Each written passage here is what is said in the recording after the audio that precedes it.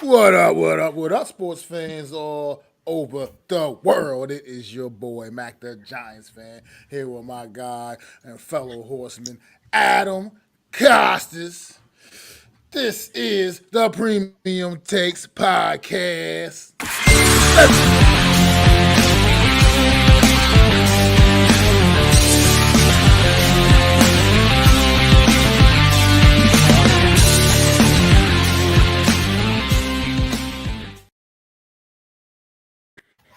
What is going on, everybody? What is going on? Good evening. Thank you for joining myself, Adam, here for another edition of the Premium Takes Podcast. Zion may possibly be able to make it on when he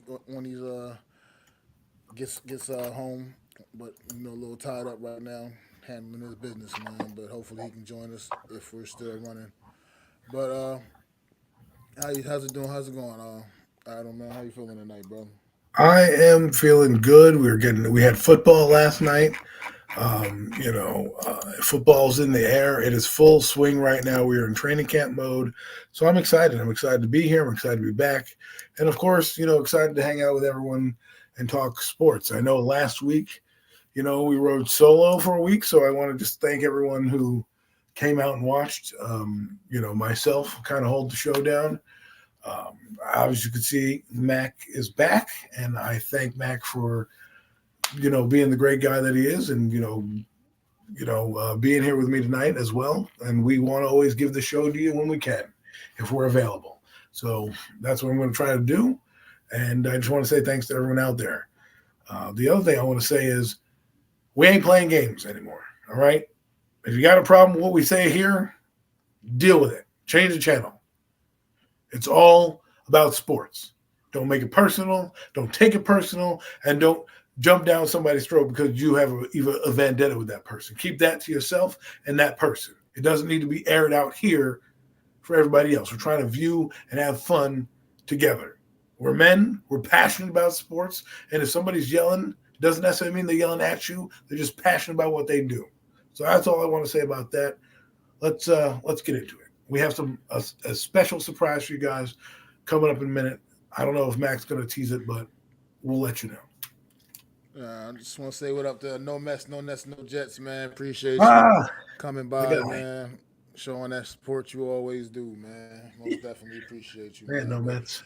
right now, man, let's get into it, Adam. We talk about backstage a little bit. You wanted to talk about John Mayer and his comments and Yes. how he feels. So you go ahead and air it out, bro. Listen, first off, Johnny boy, please do me a favor. Have some gravitas in your words. Don't speak out of both sides of your mouth. You know, people talk about Jerry Jones. A lot of people talk about Jerry Jones and the brashness that he is, the guy that he is, the things that he does, the things that he says. You know what he doesn't do?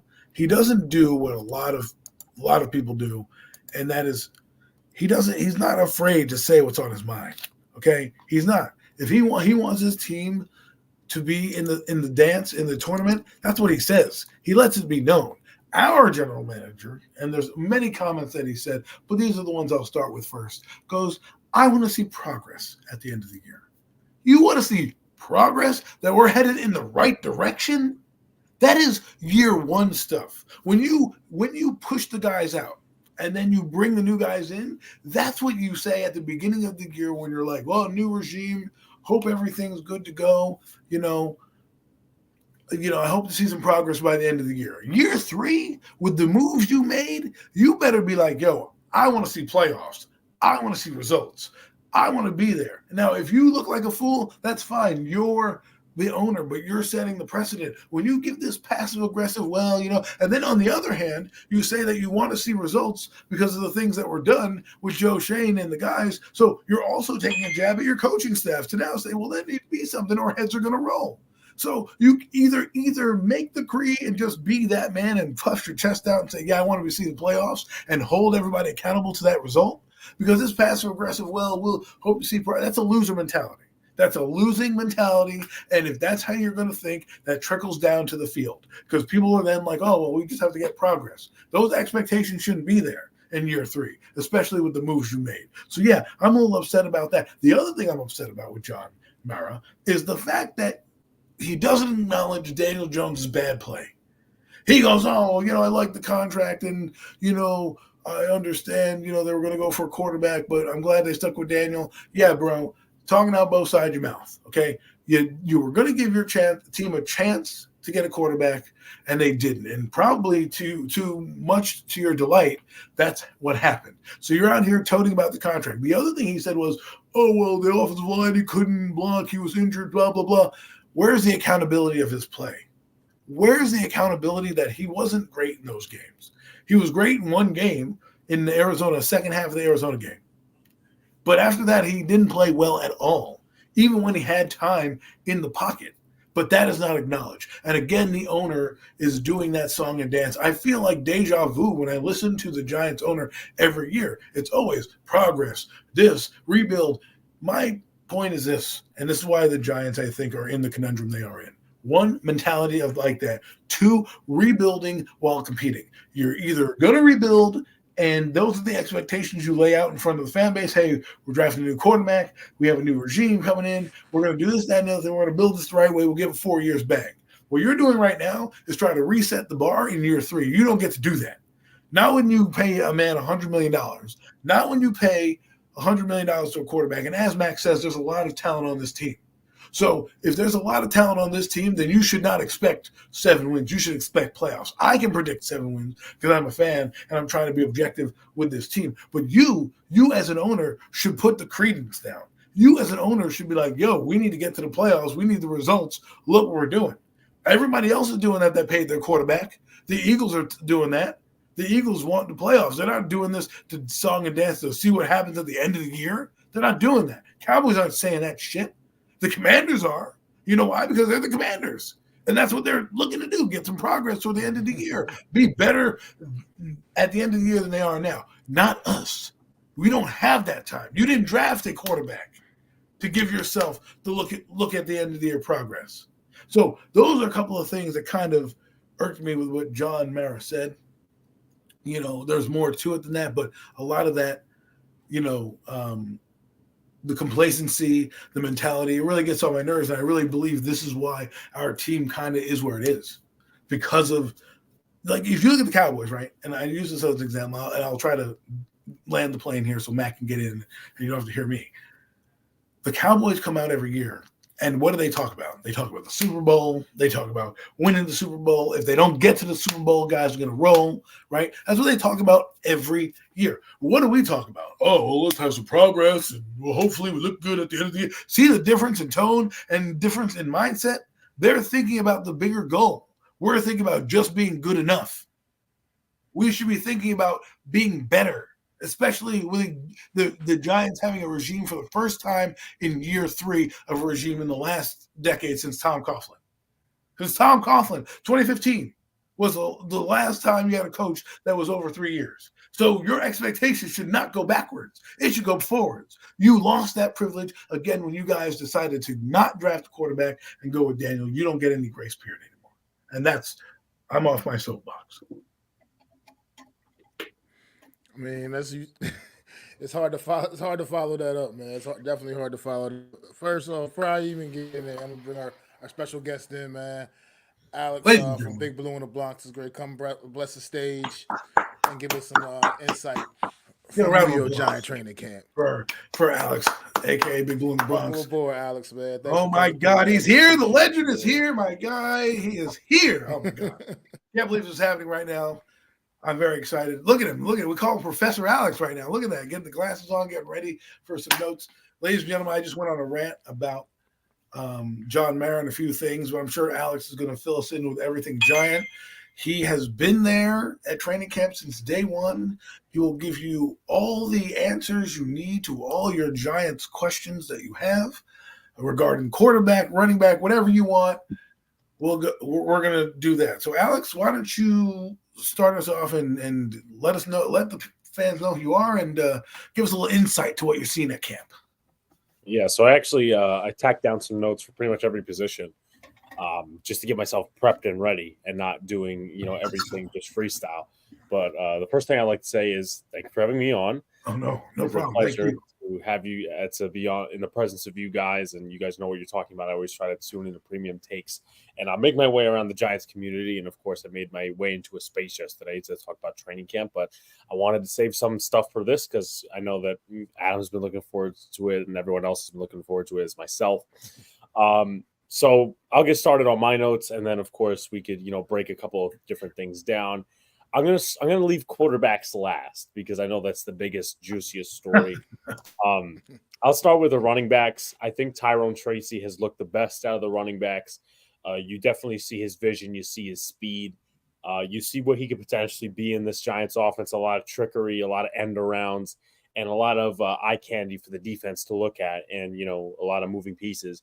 So they're going to use him very creatively when his time comes and when he's ready. Can't wait to see him in the preseason. As far as some other running back notes, Singletary, I mean, there's not much to take out of him. The days in pads, they've tried to run it a little bit more, but again, I don't take too much stock into that, considering that A, you can't tackle, B, it's just training camp. I will wait for the regular season, and then, of course, for the guys competing for roster roles, I will wait for the preseason.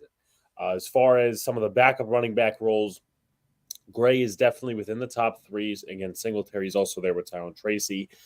Jacob Sailors is taking Jashawn Corbin's reps at running back 4. He's taking more of a role now. Sailors was actually used in kickoffs today.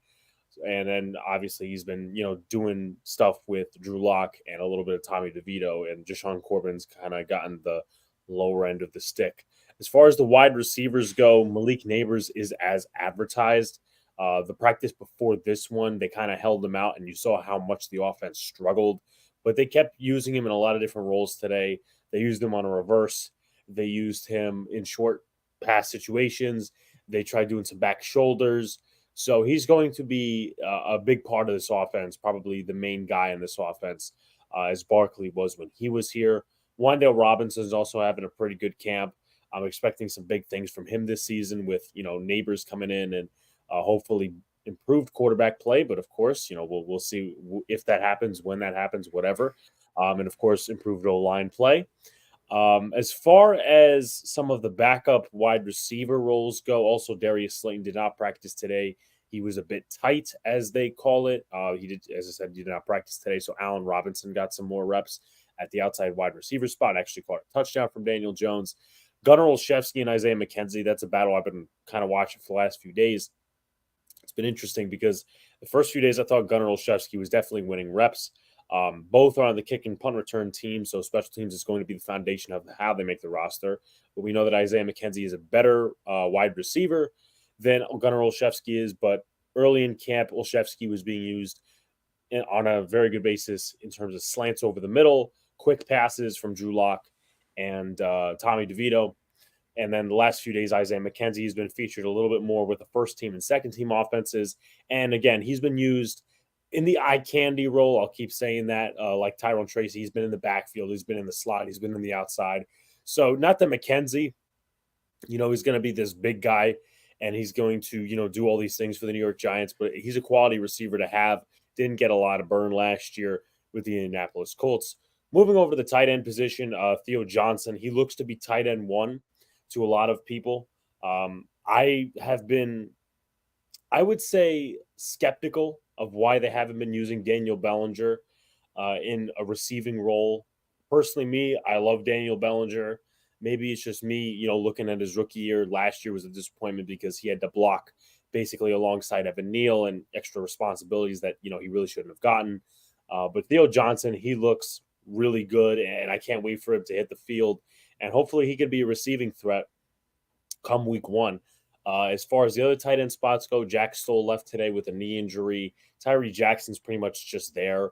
Lawrence Cager, pretty much just there. Chris Manhertz, he's probably going to make the roster, in my opinion, as one of the blocking tight ends. He's been putting guys on their ass in the running game, and he's a big guy.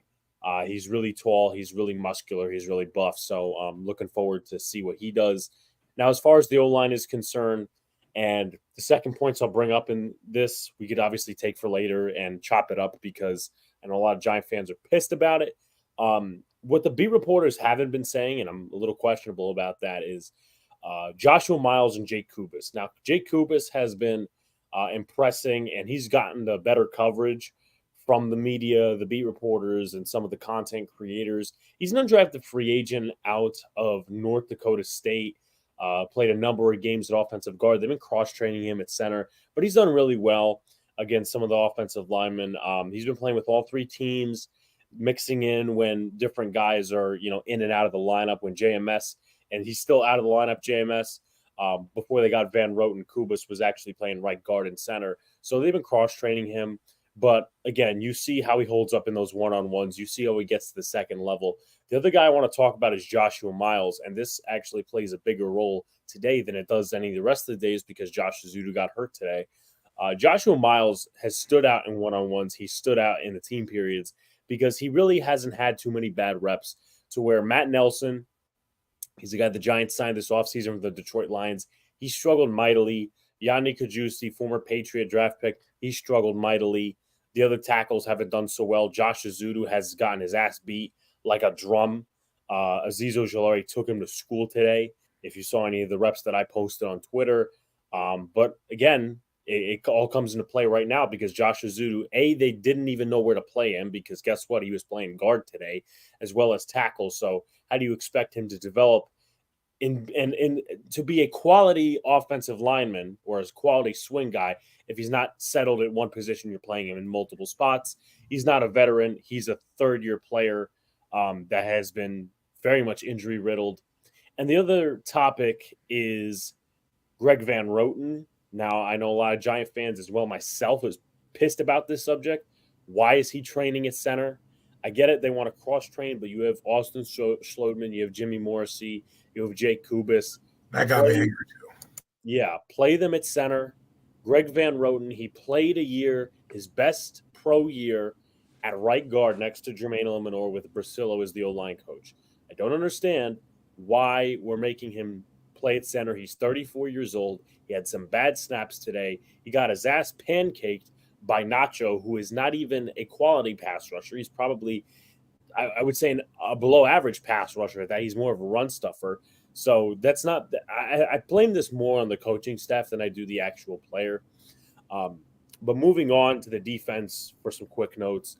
Outside of Jordan Phillips, DJ Davidson, and Casey Rogers, everybody has been rotating in with the first-team D-line. That's Elijah Chapman, Ryder Anderson, Jordan Riley, and Raheem Nunez-Roches.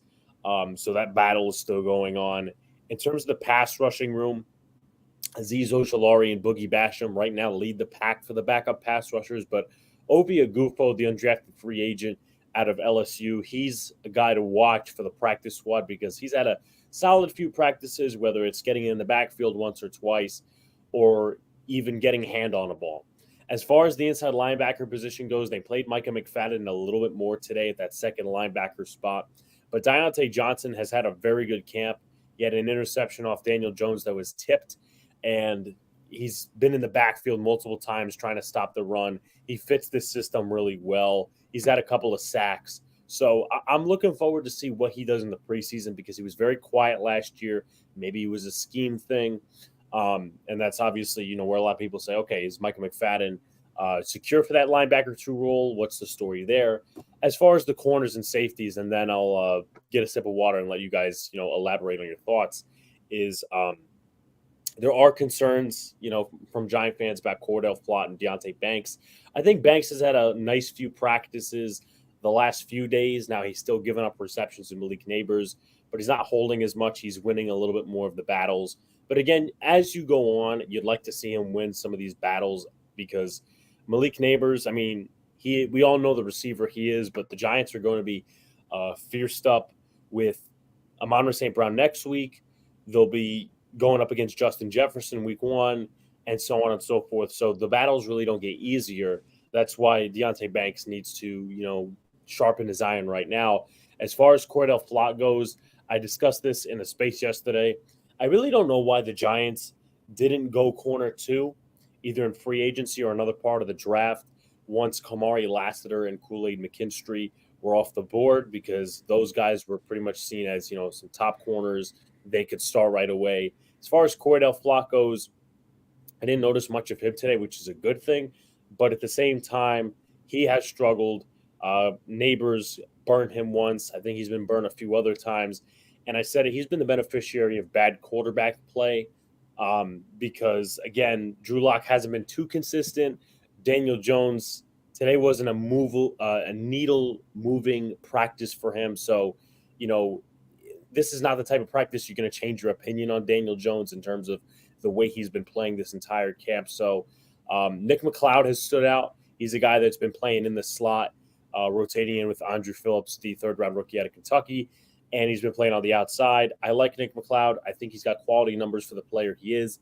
I don't think he's a long-term solution, though. As far as the safeties before the quarterbacks, Javarius Owens and Alex Johnson have definitely put pressure on the backup safety spots.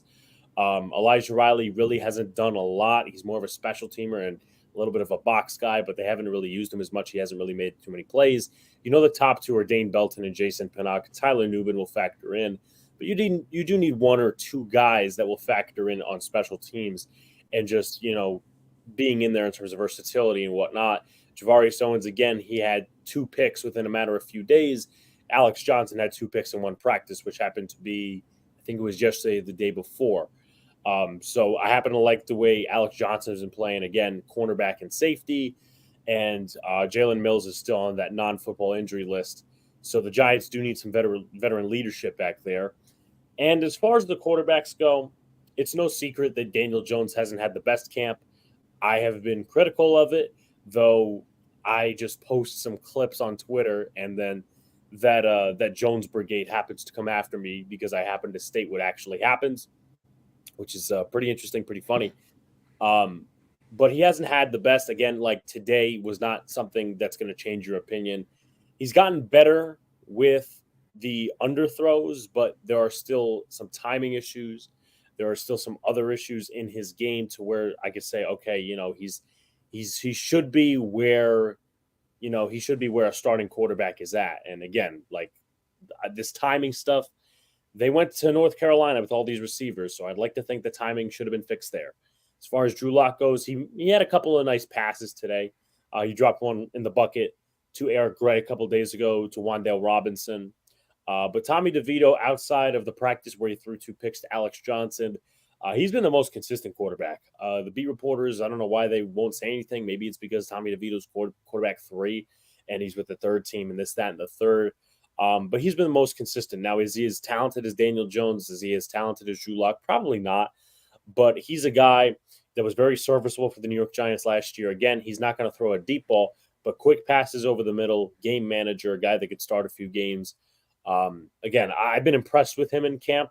I know a lot of people are just looking at 1 and 2, but let's be honest, this is not the most favorable quarterback room for the New York Giants. So, you have to make do, and you have to, obviously read through the tea leaves who's been playing good and who hasn't. Wow. Those are a lot of nuggets to unpack. That's why we brought him on, folks, for you guys, because this was amazing. He covered every position in detail for you guys. That was thorough, very thorough. Mac, I'm sure you have some thoughts. I have a few questions and some things I'd like to delve into as well. But Mac, why don't you start? Yeah, appreciate that, Alex. That was great stuff, man. And I'll just go back to what you were talking about, what stood out to me. One of the things that stood out, you're talking about the offensive line and the way this team, I feel like the coaches are doing these players no favors with all the continuous shuffling around. That's just not how you make an offensive line work.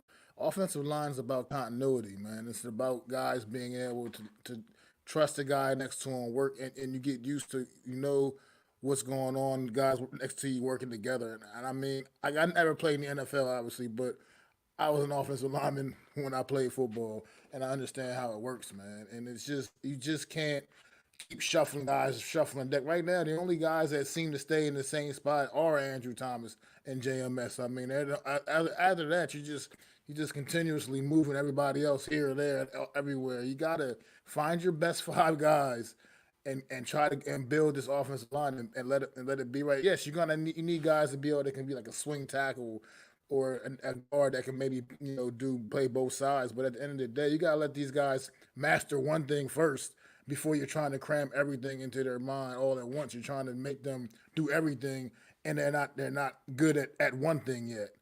And it's just that seems to be one of the biggest problems I'm seeing with this offensive line. It's just too much shuffling around with it. That's not. It's just not the way you build an O line. And as far as the quarterback play, I think what you just said too, like you said, like Tommy DeVille has been the most consistent guy. I think because he's the guy, the one guy that goes that kind of knows he's got nothing to lose, man. So he just goes out there and he plays free. He just lets it go, man. Whatever happens, happens because it's really at the end anything that he does is just beneficial for him. It's not like he has zero pressure on him. Nobody expects anything, so he just goes out there, and it's not in his mind. I don't know what this Daniel Jones thing right now. The reason it's bothering me is because like what Adam was talking about at the top of the show with John Mayer's comments and things. So it's just you're making excuses now instead of just being willing to admit that maybe we made some mistakes. And it's just it's frustrating, but like you said, really with me, I'm at a point where it's not about training camp anymore and everything. It's about game day, man. And until these guys start doing things on game day, it just really nothing else really matters at this point. We've seen this movie before, man. We've seen these guys make plays in practice and do this and that and everything else, and then get to the games, and it's just like, is this the same team that we were all hyped over what they were doing in practice? It's I still have nightmares of that first game last season with the Cowboys and that Cowboys game. I still have nightmares because we were so hyped going into that game. I mean, people, myself included. I mean, I thought this team was really ready to take that next step, and then it just got the way they got embarrassed at home to open the season up on prime time, no less. So I just add on what you got, man. Well, I want to know kind of like what you're seeing in Brian Dable with the new play calling. Obviously, he's taking over. I think Mike Kafka's really doing nothing but getting a paycheck. If you listen to what he said, he's like, I'm just watching our offense. I'm like, great job. You're watching our offense and critiquing them. We could have got anybody to do that. Could have got an intern to do that.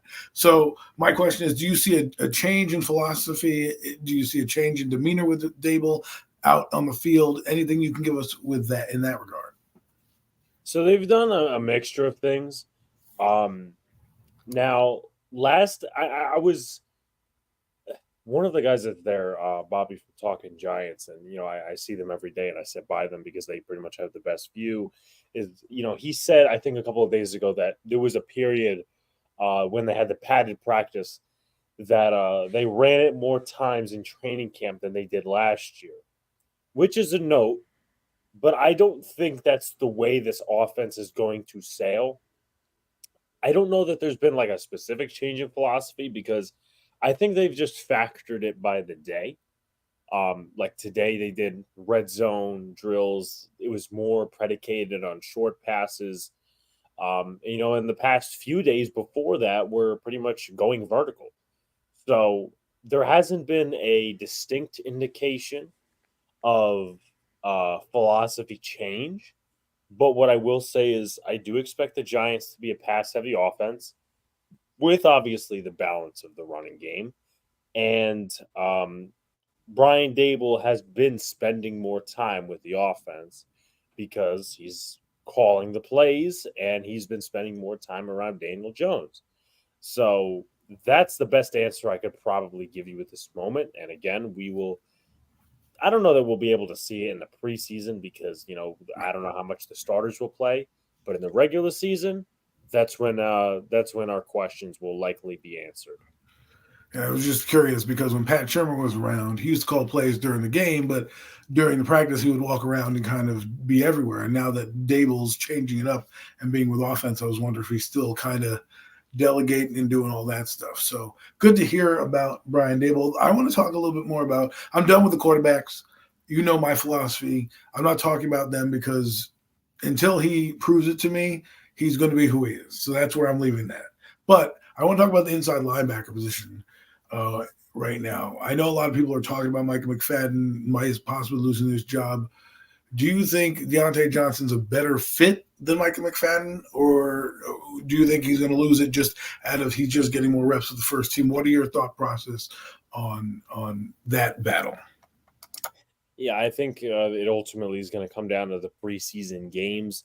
Uh, Coming into training camp, I was reading multiple reports, well, and scouting reports, that is, from Sports Illustrated, most likely, about Deontay Johnson and how he fits this scheme a little bit more because the linebackers are not really, pressed at the line. They're not going to, take on as many blocks from the offensive linemen, which coming out of college, Deontay Johnson really couldn't do.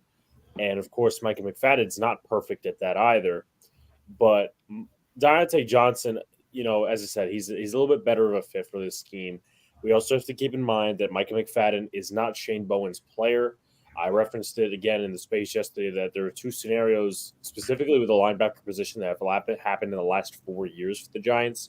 The first one is when they brought in Joe Judge and company. Ryan Connolly was coming back from an ACL injury. They cut him, and they brought Devontae Downs onto the roster, who is a disaster at that second linebacker position. And then the other scenario was 2022, which didn't also work out, where Blake Martinez was coming from an ACL. They had Tate Crowder already, who they happened to like for a little bit. And then they had Austin Calitro, who was a veteran who could not make any other football team. He was an older player, started week 1, and was pretty much cut by midseason. So that's the way, obviously has been trending in the past. I hope it doesn't trend that way for this defense. But it's notable that Deontay Johnson, he could do multiple different things. As I said, he's intercepted a pass already. He's made a couple of plays in the backfield, sacks and stuff like that. So I said that again. I will always reference the space yesterday because that's where I gave a lot of my thoughts. I think it was Rob who asked me. He said, where would you say you're at right now in terms of Micah McFadden losing his job? I would say right now that I'd probably say linebacker 2 is going to be a rotation. But if it keeps turning the way that, okay, Deontay Johnson is getting more reps as we go on with the first team and he makes more plays, then you could start to even go on the side of, okay, Micah McFadden's job is not secure. Which is kind of sad because he had 100 tackles last year. So it wasn't like he was a bad player. Mac, you got anything? I mean, I have plenty, but Micah McFadden is a guy. He's a guy that I was expecting big things from this season. I think he came off a pretty strong campaign a year ago, and I thought he was going to really get an opportunity this year to take another step. And it's kind of tough to see how things are playing out right now in training camp with him. I still believe in the talent that he has. I think that he can still be a tremendous asset to this defense. But you hit it like you just said. He's not a Shane Bowen guy.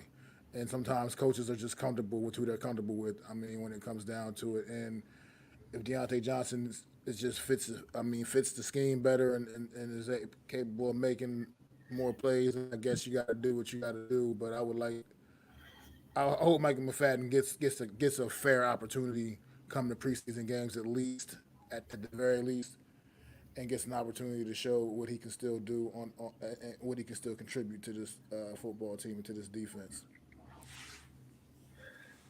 I'm also intrigued by the safety position. I know Dane Belton's getting the start. Jason Pinnock came back today. I know they got Tyler Nubin. But to me, I just want to know, do you think they're going to use more of a 3 safety look, or are they going to use 2 safeties? How do you think they're going to deploy some of these guys in the secondary? So just to quickly recap my thoughts on McFadden, and also I got to say what's up to the chat. As far as that goes, to finish off, and we've seen this happen in the past. I presented in the last 2 scenarios. They should not cut Micah McFadden. whatever way it goes, if he loses his job to Deontay Johnson, don't cut him, because I don't think the linebacker room is ready for such a move. I mean, Simmons is playing pretty much all over the place, and you have a bunch of unready guys behind him. Now, as far as that safety position, I think it all depends on readiness. We saw when the Giants drafted not Landon Collins, Xavier McKinney a few years ago. Yes, he had that fractured foot, but he didn't get legitimate playing time until probably the last 3-4 games of the season. So I could definitely see them doing 3 safety looks, on a minor basis, because Javarius Owens and Jalen Mills, I mean, as I said, I don't know how long Jalen Mills is going to be out, but I think if Jalen Mills is healthy, you'll see 3 safety looks, and you'll see him in the slot as well, mixing in with Isaiah Simmons. It's, there's a lot of different scenarios that could play out, because Andrew Phillips is also playing in the slot. We wonder if he's going to be ready. So again, multitude of scenarios. But I think they'll probably do 3 safeties with Mills, Belton, and Jason Pinnock to start, and then I think they'll try to put Nubin in. But I think, honestly, the way it could go a little bit more likely is if they put Nubin in there. And I think it'd be better, because Nubin is the future for the Giants at safety. I know that Dane Belton hasn't gotten the most reps in the world. It's, his spot to lose. And I would just rather put Tyler Nubin in there for limited 3 safety reps, and then obviously, continue to groom him moving forward. So if I had to make up my mind on it, I'd probably say, not too many 3 safety sets to start. I could be very much wrong, but probably Tyler Nubin. That's where Tyler Nubin fits in. That's great. That's great. I had the same thought process. I know that they're moving Simmons around, and it kind of scares me. They're putting him in the slot because a lot of gadgety guys are in the slot. So I don't necessarily like Simmons on the field outside of blitzing the quarterback, because to me, he's a liability in the run game. He can't tackle for crap, and he can run stride to stride with running backs out of the backfield. But his best asset for the Wink Martindale defense was going forward. In this defense, while Carl Banks says they think he has a role for him, they tried that in Arizona, where they kind of made him a money backer. This new age of football that we're playing with no real 3 linebackers on the field all the time. Now it's more of a safety or a hybrid guy like Jabril Peppers. Isaiah Simmons, I'm hoping can do something. I'm not sure he will. I don't know where he's really going to fit. I haven't been at camp to really see. I just hear the reports. Do you think he's going to make an impact on this defense? Do you think he's just right now doesn't have a spot? Or, what are your thoughts on Isaiah Simmons? Yeah, I don't think he has a spot as of right now. Beginning training camp, they were putting him at corner in a couple of different spots. Then they started moving him back inside the linebacker. Then today he was in 1v1s with the wide receivers. An undrafted free agent by the name of Ayura Sante actually beat him down the field, which, again, that's not necessarily encouraging if you're a guy that's rooting for Isaiah Simmons. To me, I don't necessarily agree with the plan, if you will, to put him in the slot, because the Giants have a shit ton of slot corners right now. They have Trey Herndon. They have Darnay Holmes. Flott, if you want to put him in the slot. They have McLeod. Jalen Mills comes back. He can play in the nickel. So I don't think that I just don't think that that's a viable plan long term, because you invested so many in Andrew Phillips. I don't know if I mentioned him, the rookie.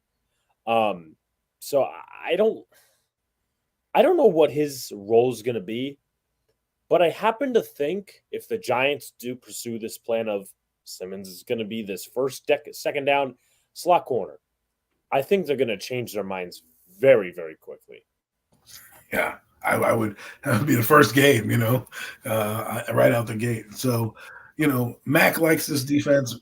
I'm going to throw it to Mac. I know he's got a couple more questions. He sees Mac and I differ on the defense. I think this defense is going to be a bend but don't break type of defense, where I don't think they'll be as opportunistic, because that's just not how they're built, right? In Wink Martindale's defense, they kind of attack. In Shane Bowen, if you go back and watch him in Tennessee, the best attribute was the red zone, which means if you're in the red zone, defense is the best. You're not giving up many points. You're kicking field goals, so you're kind of a bend but don't break defense. The rest of their categories, they were in the middle of the pack, 18, 19, 20, rushing, they were like 18, passing, they were like 14 or something like that. They weren't a lockdown, and turnovers, they were one of the worst in the league. So I'm hoping you guys are right. But, Mac, I'll give it to you. You have more feelings about the defense. Anything you want to ask about Kayvon, anybody about that? No, I mean, I was going to ask him something about the running back Tyrone Tracy. I mean, I know his young man was turning Go heads ahead. through the spring as well, and he's apparently having a really good training camp right now as well. I was just curious. You think is there any real potential that the Giants may have truly gotten a steal late in the draft from this young man, and is there any chance he could maybe become potentially the lead back before it's all said and done in this offense? I wouldn't go as far as lead back. I think Singletary has got that role locked down, and once the preseason gets going and these guys start tackling, is going to be when they really rest my eyes on the running back position and all sorts of the way they run and their success and all that sort of stuff that comes with it. I was asked yesterday about him and Eric Gray and that sort of spot. We know that Sailors and Jashawn Corbin on the back end. Now, I think the thing with Eric Gray is two things. Number one, the Giants don't have a real push it in Brandon Jacobs like back, and they really never invested in one this offseason. So I think that's going to be Eric Gray on the 3rd and 1s. The goal line pushes, Eric Gray's right there because he doesn't really have speed. That was my problem with him coming out of college. I didn't like him at the Senior Bowl, and I was pretty questionable at the pick. But I'm like, okay, we'll see what happens. Didn't get a ton of burn last year. All it is straight line speed and some power. That's Eric Gray. Now, I know that obviously has little to do with Tyrone Tracy, but it also does have to do with Tyrone Tracy because I think the second reason they probably keep Eric Gray as running back 2 to start the season is because their conviction. We drafted this guy in the 5th round, and we want to see what he has now that Saquon's not here, now that Matt Breida's not here, so on and so forth, and then try to use him in a multitude of roles. I don't know that Tyrone Tracy has running back 1 potential at any point in his future NFL career. I do see him more as a gadget player, Isaiah McKenzie type, I don't want to say Kadarius Toney, but like in that category, the McCall Hardman type, Byron Pringle, or using it from the backfield, just in a creative role. So as far as creativity goes, I think it has to come down to the way Brian Dable uses him, and I think obviously Mike Kafka with orchestrating the plays, as I think he said yesterday. But that was the second point I was going to use. But he definitely has the tools to be a potential running back too. I forgot the other point I was going to say for Tyrone Tracy, but that's pretty much my thoughts on that position. It's interesting you say no power back because they got rid of Gary Brightwell, who was kind of a heavier back than all of them and could have been the power back that we talk about. But for whatever reason, he was in the doghouse and they showed him the door. So it's kind of interesting you said that. I like what you say about Tracy.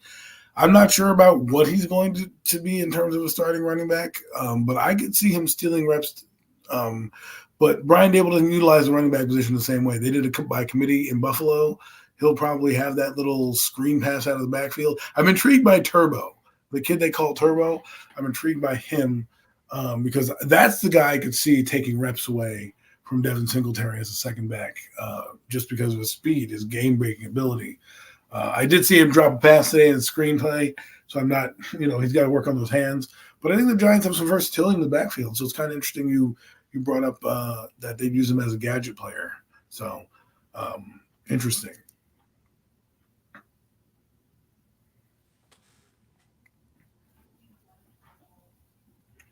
But, well, I'm curious. Another thing. This is my own curiosity. Has there been an Evan Neal sighting anywhere on the field in any capacity, in any kind of way? He's running. Yeah, on the side with the trainers. He ain't getting his job back. He's not getting his job back. I'm sorry. Let's talk about the offensive line for a minute because it is a big topic, right? The Josh Azudu thing he brought up earlier, I think why they're keeping Josh Azudu and hanging on to him is because they don't want to make a mistake that they gave up a draft pick for this guy in the third round. Now, they might be forced to, and Azudu, unfortunately, is injured. I don't know how bad it is or not. I don't know what any updates are. He was carted off from what I read. So he could possibly have not played his last down with the Giants for all I know, right? What is alarming to me and kind of shocking to me, besides Van Routen, is that you brought in Van Routen, right? You're moving him to center. One, you don't trust your centers, your depth, right? Two, you brought in Stanini and Slalom, whatever this other guy is, a couple backup guys to play, and they're not even getting burned on the second team. They're like on the third team. And then where's Marcus McKeithen been? I haven't really heard his name either. I would thought he would get the reps, to go up there. The fact that you're bringing in the 34-year-old guy to kind of save your line and then moving Luminor over, which, let's be honest, if you saw the practice, they're still getting beat by the defense, but it's the best line that Daniels had, and I am just I'm just wondering what Joe Shane must be thinking in his head when he's looking at his depth and your guys that you drafted aren't even being able to step up and take those roles over. Yeah, as far as the Azudu and McKeithen stuff, and then even not putting Schlodman and Jimmy Morrissey at center, I think the Giants are cutting their nose off to spite their face because they're stepping over their feet. They're, any scenario, any joke you want to make, because you brought those guys in to compete at backup center, but now you're bringing in a 34-year-old who barely has played center over the course of his career, and then you're putting him there. I'll tell you what happened at the end of practice today. What happened is you guys obviously saw the clip of Daniel Jones throwing the pick. He was under pressure from Ryder Anderson. Before that, Elijah Chapman got a sack. I think what happened is Shane Bowen threw a test at the offense and the offensive line. They knew that Van Roten had not played center too much, and he said, you know what? I'm turning up the heat. He sent Bobbio on a blitz. He sent Ryder Anderson in. Though, again, you can go watch. There's the clips and whatnot. I'd have to rewatch myself, but he sent the heat. And listen, that's good on Shane Bowen's part because he knows what to do in those certain situations. Now you look at it from an offensive perspective, and it looks bad. So that's number one. Number two, I'll tell you right now, Marcus McKeithen's probably not making the roster. Oh, another pick wasted. Exactly. Marcus McKeithen, I didn't think he was going to make the roster to start, but he has sat with the third team consistently. There was a rep the other day. He lost like really badly. I have not been a fan of his. I have not been a fan of Josh Azudu's. It's just been a mess with those two UNC guys. I mean, McKeithen could play tackle in a pinch, but he's behind a lot of guys right now. As far as Azudu goes, they played him at tackle to begin camp. 2 days ago, they started playing him at guard, and then he was getting his ass beat today by Ojulari.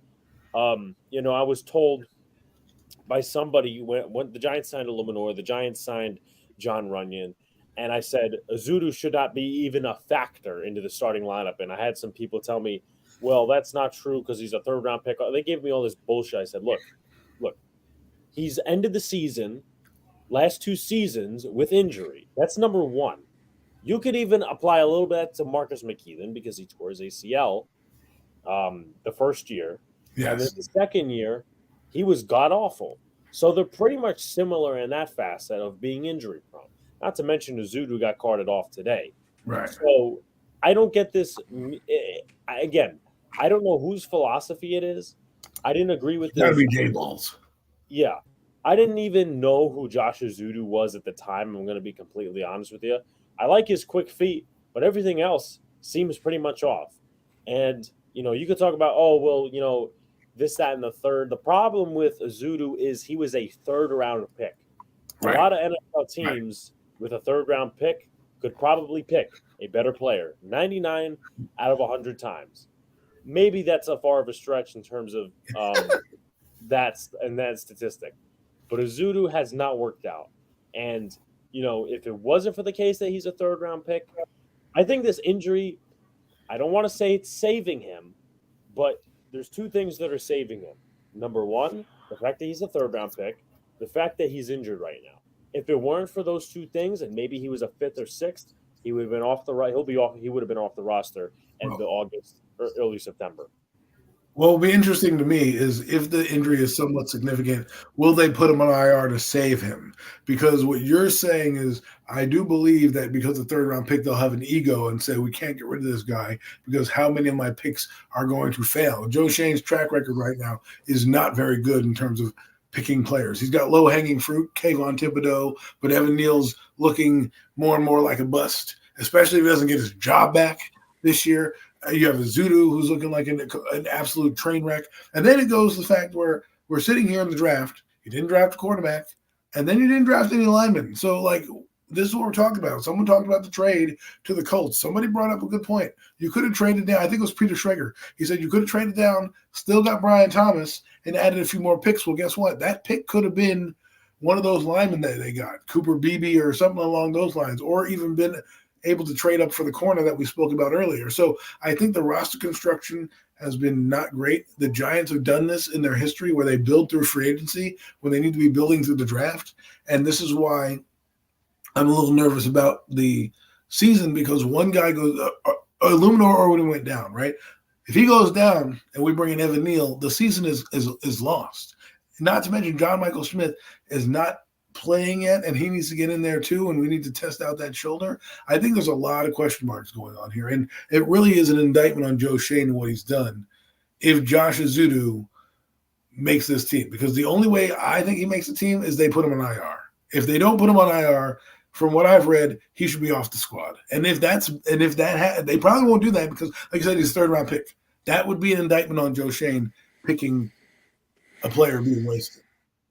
Yeah, I mean, see, this goes back. I'm sorry, go ahead. It's all right. There's two ways they could go with the Azudu injury on IR. They can either just IR him right before cuts, and he'd be out the entire. I think there might be a new rule that overrules that, but it used to be they put you on IR before the cuts, you're done for the entire season, or it's they keep you on the 53 initially, and then they put you on IR, and then you're eligible to come back in a certain amount of weeks. But also as well, before I let Mac go, is as I said, Joshua Miles is a guy that's been competing really well. He's been doing well in one-on-ones. I'm looking at him to be the swing tackle because the guy that they signed from the Lions, Matt Nelson, I'll put it to you very vulgarly, he sucks. Like, he has not played well. We like that take. That's a hot take on Premium Takes, guys. Well, Mac? I mean, it's just the Azudu thing. This just goes back. It's just frustrating because, like, once again, it's like you're just making excuses for instead of just saying we were wrong about this guy. We made a mistake. Look, as far as I'm concerned, go back and look at the Miami game from a year ago. That's all I need to see. That's all I need to see is that tape, and that's all I need to know about Joshua Azudu, man. Look, we give Daniel Jones a hard time. He absolutely got Daniel Jones tattooed in that game. Absolutely got him killed and got him laid out. And it was all Joshua Azudu. And it was from a guy who's not necessarily a premier pass rusher in the league. I mean, he just blew right through him, man. Like he wasn't even standing out there. To me, that's just some guys just ain't cut out for this, man. And right now, those two North Carolina picks, those two guys from North Carolina, man, look like they were just absolutely terrible picks for this football team. That it's not panning out. Like you said, McKeithen, he can't even get reps pretty much. And Azudu, like I said, I mean, now he's hurt again. So he's once again also losing the reps that he so desperately could use and need to improve as a player. Well, I'm just not sure. I think sometimes you just gotta know how to cut your losses, and I think that's what this team is struggling with too. It's like they have attachment issues or something. Like you just don't want to just let a guy go, man, and just do that's your track record, make your team better. That's your track record. You cut those guys, that's on you. But interesting thing that we're talking about here, right? You said Azudu, you said McKeithen, you said I guess we said Evan Neal and JMS, right? Those are four guys on the line. One guy drafted was Andrew Thomas. Everybody else on the line has been brought in for free agency. So you have five guys that you've brought in-house and only one is starting. And that's not just from Dave Gettleman's team. That's right now, right? Evan Neal, we don't know, is going to get a starting job back. According to all reports, he might not. I'm sure they'll throw him out there. But that would be two guys you drafted on the line. We used to have David Deal. He was a 5th-round pick. We had Richie Soybert, who we found as an undrafted free agent. We brought in Sean O'Hara, who was an undrafted free agent. We brought in guys to build the line, and we drafted Chris Snee. And yet we've invested all this money in the offensive line, and we have 4 guys who we've drafted, and 4 out of the 5 guys that we've drafted have injury problems. And even Andrew Thomas has injury problems, but he's a staple. It's insane to think about. We have a 1st-round pick, a 2nd-round pick, a 3rd-round pick, a 5th-round pick, and a 1st-round pick, all drafted since 2020. I mean, David Deal is a good name you just brought up there. He was a guy like when he played played both the tackles, he played both the guard positions. But when he really settled into that left tackle spot for the Giants, man, everything else that went with it. This is what I was talking about. It's the continuity of an old line. He found like that sweet spot, so to speak, man, where they needed him the most, and he just thrived at that one position for a few years for the Giants, man. Just like I said, just shuffling of the deck, it's just really, I think it's hurting their development more than it's helping, man. I hear what they talk. Oh, we want guys to be able to do this. We can plug a guy in here and there. Well, you need to know what he's doing. Period. At one spot, man. Like period, and get that. I just don't. I don't. It's not rocket science to me. I don't get it. I don't know what this team is doing sometimes, and it's hard to watch because I didn't watch this team. Growing up, I didn't see some of these boneheaded things that we're seeing as of late these last few years, man. It's just it's almost embarrassing. Like I said, I never thought we'd get to a point. Never thought we'd get to a point where the New York Giants were the complete laughing stock of the league, man. And right now, we're kind of the butt of most of the jokes around the league. Think about it. Just think about that. It's not a good feeling as a. How many teams across the league have put a 1st-round pick, a 1st-round pick, a 2nd-round pick, a 3rd-round pick, and a 5th-round pick on their team, and only one of them is consistent starter?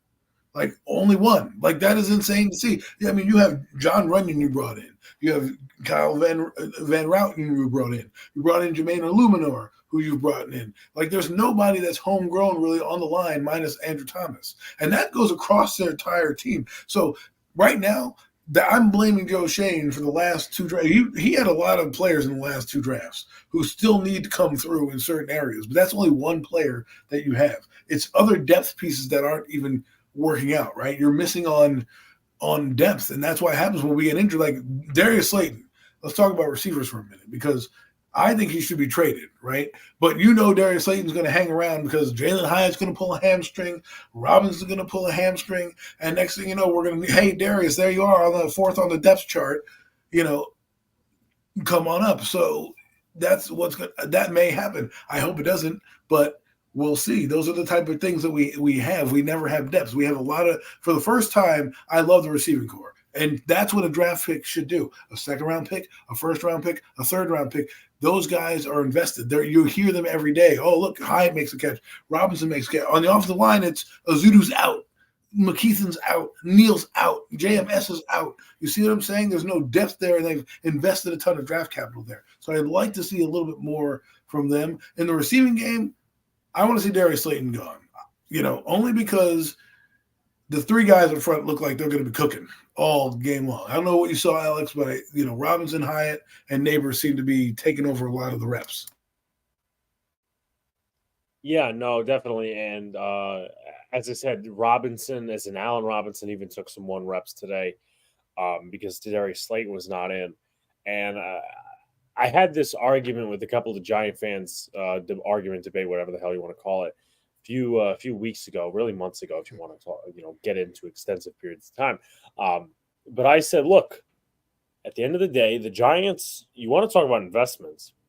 The Giants let's start with the receiving corps. Neighbors, 1st-round pick. Wandale, 2nd-round pick. Hyatt, 3rd-round pick.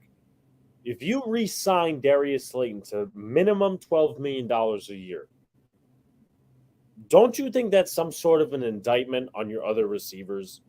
Don't you think that it's a little excessive to pay a fourth receiver, $12 million to where he could be a number 2 elsewhere, or you could trade him for a pick.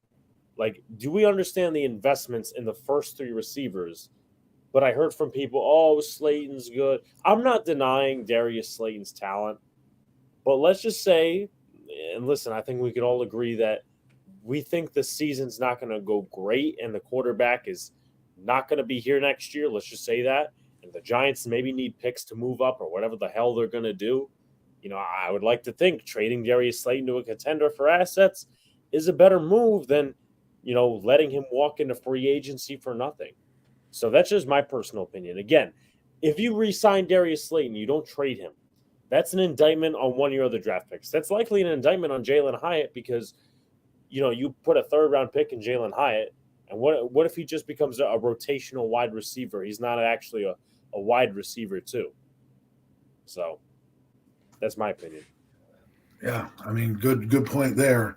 But you're right. I didn't think about the money factor with Darius Slayton in the fact that one, they gave him a new raise, but he really didn't get a raise because he's not going to hit any of those incentives on that raise. It was kind of a shitty raise to give somebody. But, oh, by the way, we're going to give you some money, but you're not going to be able to hit those incentives, so sorry, right? That's kind of a slap in the face.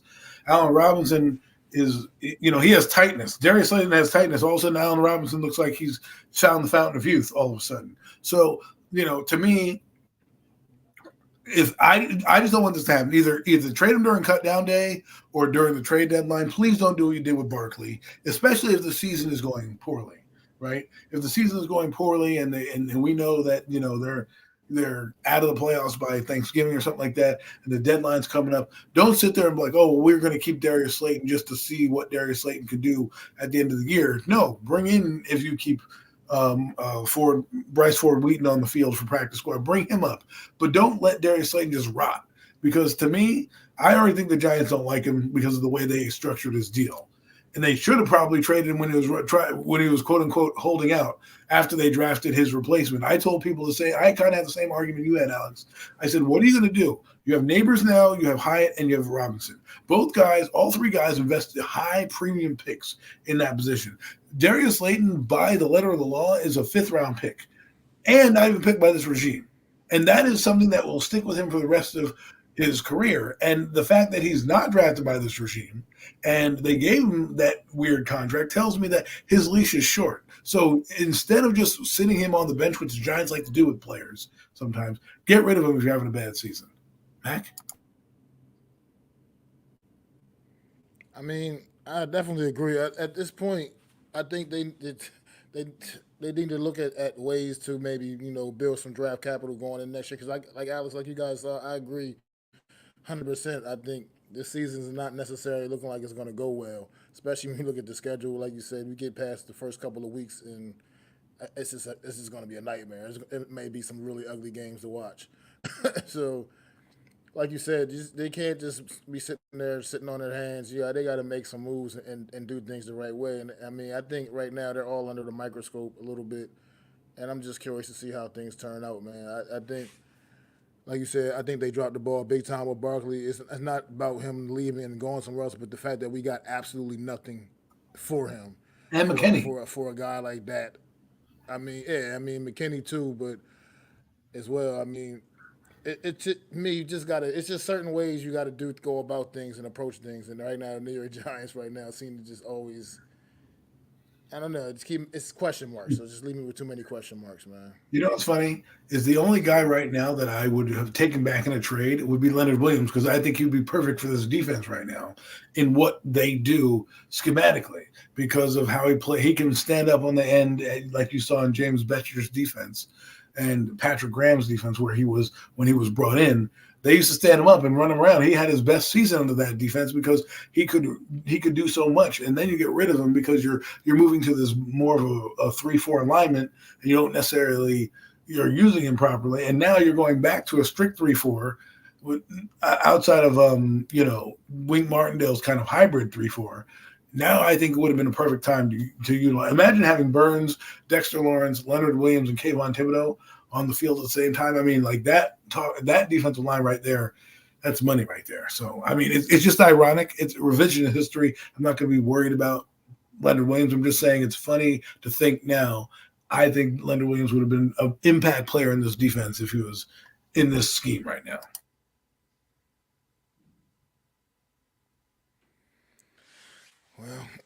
Well, unfortunately, we'll never know. Unfortunately, now because he's I guess he's still on Seattle. I don't even know if he's still out there or not. But Any more Giant thoughts, and then we can maybe move to something else and other topics. Doesn't necessarily have to be Giants. Alex, I don't know how much time you have. I do have a hot take, I will say. Okay, go ahead. I want to hear this. Let's go. Let's hit it. So Let's it's hear the hot take. it's not going to happen because the Giants are set in their ways. Let's just say Daniel Jones has another terrible practice. Let's just say that Daniel Jones has another terrible practice where My fingers are crossed.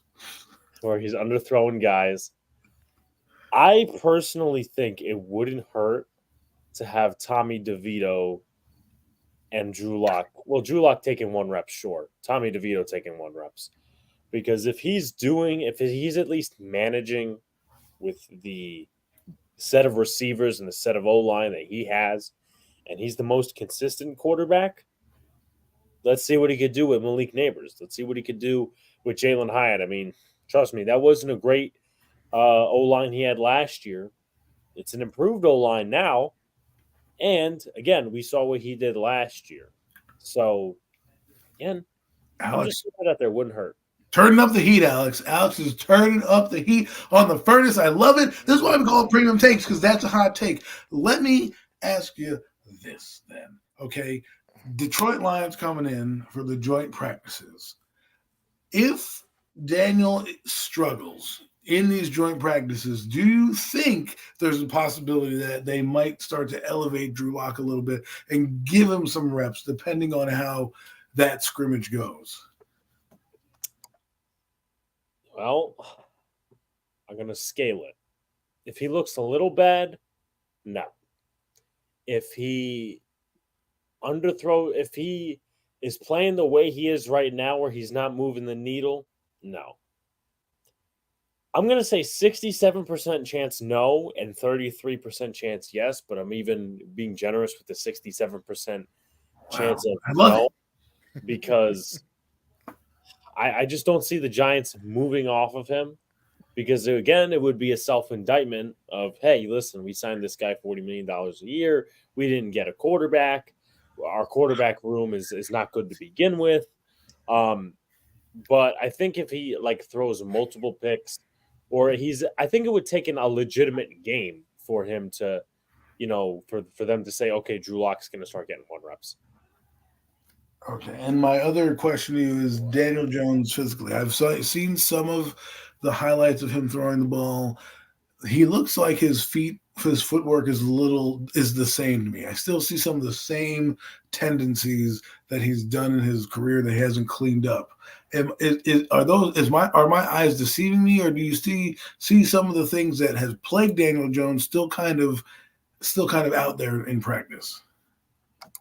To me, everything with Daniel Jones in terms of that is pretty much the same. I mean, the injury I don't think is bothering him. As Dable said, Daniel Jones looks, good coming off the injury, but I don't think anything's particularly changed with him in terms of his footwork. I'll chalk it up to this again. Nothing. I don't think anything's changed. Whether you take that as a good statement or a bad statement, I don't think anything has changed. So if his footwork seems to be off, nothing has made an improvement in that light. And, so you're saying status quo for Daniel Jones. Status quo.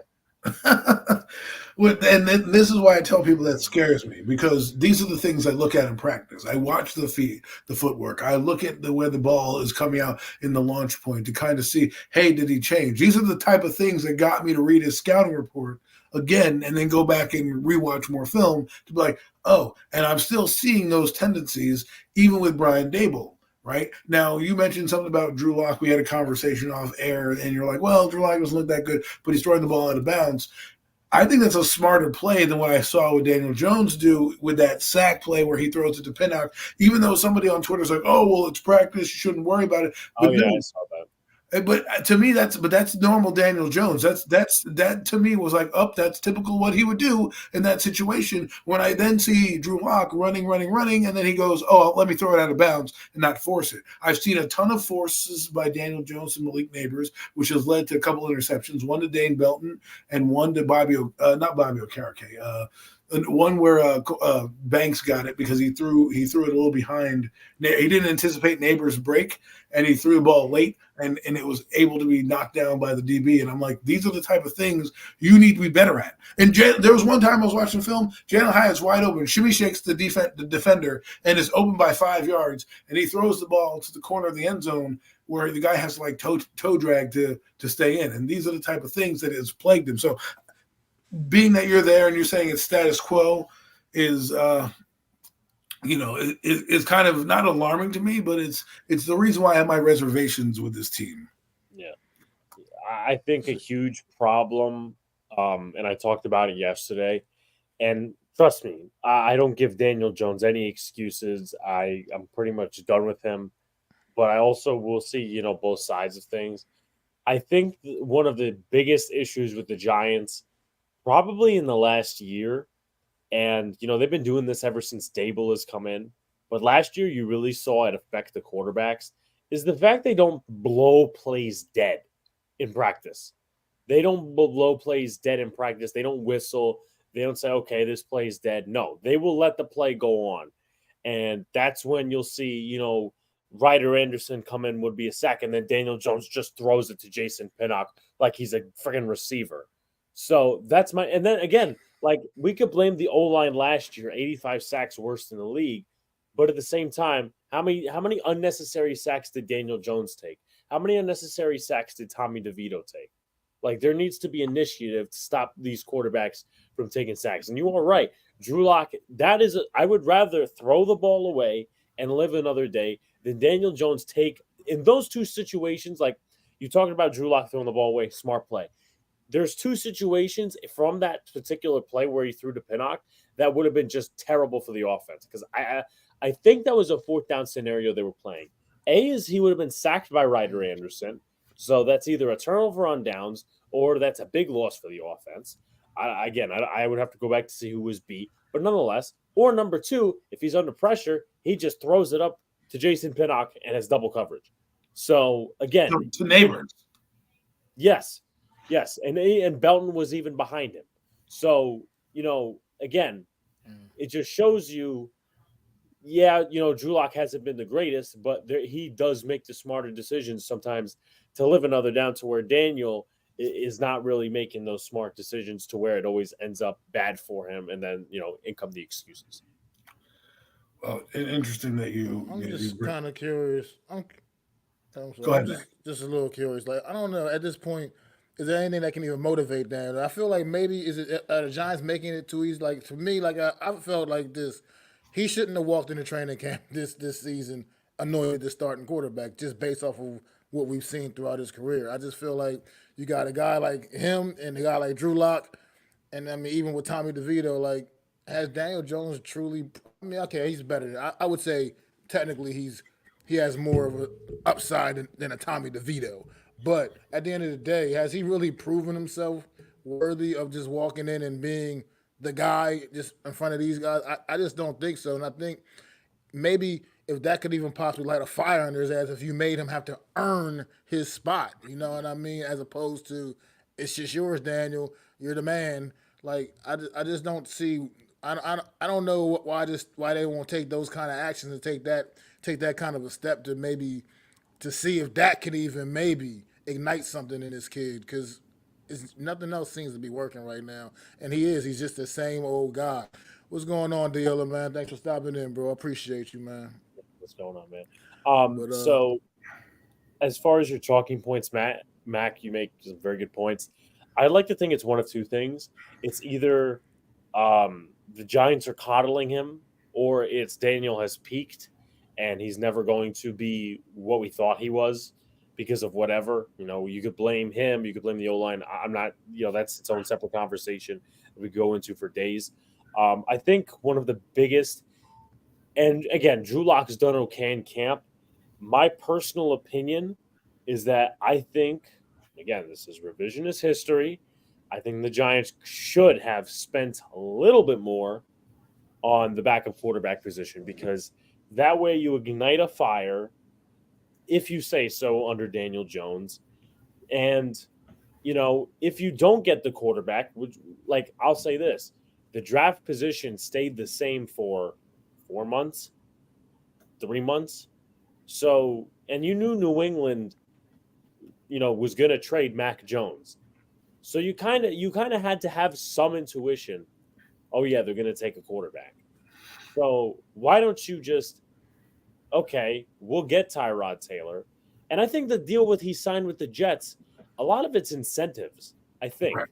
Like Yes. it's not. Oh, it's $7 million. Again, I don't know what he gets APY. But a lot of it is like not straightforward. Oh, $6-7 million a year. There's some incentives, And and then I get it. He has his injuries and this, that, and the third. But Drew Lock, again, he's done okay. But I feel like not getting a quarterback, that's its own problem.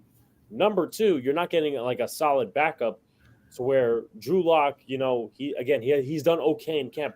If he was doing better, then you could say, okay, that's a good move. They made a good move by signing Lock in the offseason because that could push Daniel Jones to play better. But Daniel Jones is pretty much, I'll use the word complacent. Well, I think you got your answer when they basically don't talk about his play like John Mara says, and they blame injuries in the offensive line. So when you do that, you don't necessarily invoke the, oh well, we need to upgrade that position. And that's why they were trying to bring Tyrod Taylor back, as you saw in Hard Knocks. Had they brought Tyrod Taylor back, he would be the clear-cut number one in my eyes. They don't want to do that. They never want to bring controversy in. This is what my argument was about bringing in resources. Right? Look at Spencer Rattler over there in New Orleans. Look at Joe Milton down over up in New England. Right? Those two guys are having decent camps, and they're there being quote unquote developmental. But Adam, you can't take a quarterback. You're not taking a quarterback. We're losing Marcus. We might lose Marcus McKeithen and Josh Azudu. Okay, and you're telling me, hey, we can't draft a quarterback and throw away a quarterback at that position if he stinks? Like, that's my point. Is like we always talk about these other, we can't draft a guy in the 5th round because he's a 5th round guy. Well, guess what? If you draft a lineman in the 5th round, it's a crapshoot. Same thing with the quarterback. But if you got a guy like a Spencer Rattler who had a 1st round arm talent and the 3rd round grade on him in the 5th round, and you are Brian Dable, and you think that you can bring this guy up, he could be your solid backup / bridge quarterback. Now, if Daniel Jones stinks next year, we don't have Drew Lock because he has on a 1-year deal. Tommy DeVito is going to be like, yo, I'm out to start because he's already talking as if he's got, the 3rd spot locked down. Like you heard his comments. If they put me on practice squad, I'm going somewhere else or whatever the case may be.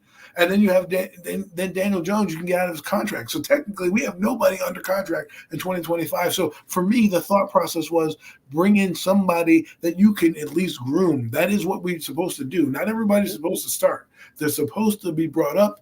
And if the guy comes in, that's when he gets reps, but you're supposed to develop him. That's why you take a guy in the 5th round, in the 4th round, in the 7th round, in the 6th round. You think Brock Purdy was supposed to be the starter for the 49ers? No. He was picked because they were like, well, we need a quarterback. We need to fill out that room, and this guy could end up being a backup. Well, guess what? He had more intangibles than the 2 guys in front of him, and he ended up stealing their job. You would never know that, but here it is. So to me, this is where the Giants have fallen flat. 2019, they haven't drafted a quarterback since, and everybody across the league has gotten rid of guys. Justin Fields, Pittsburgh.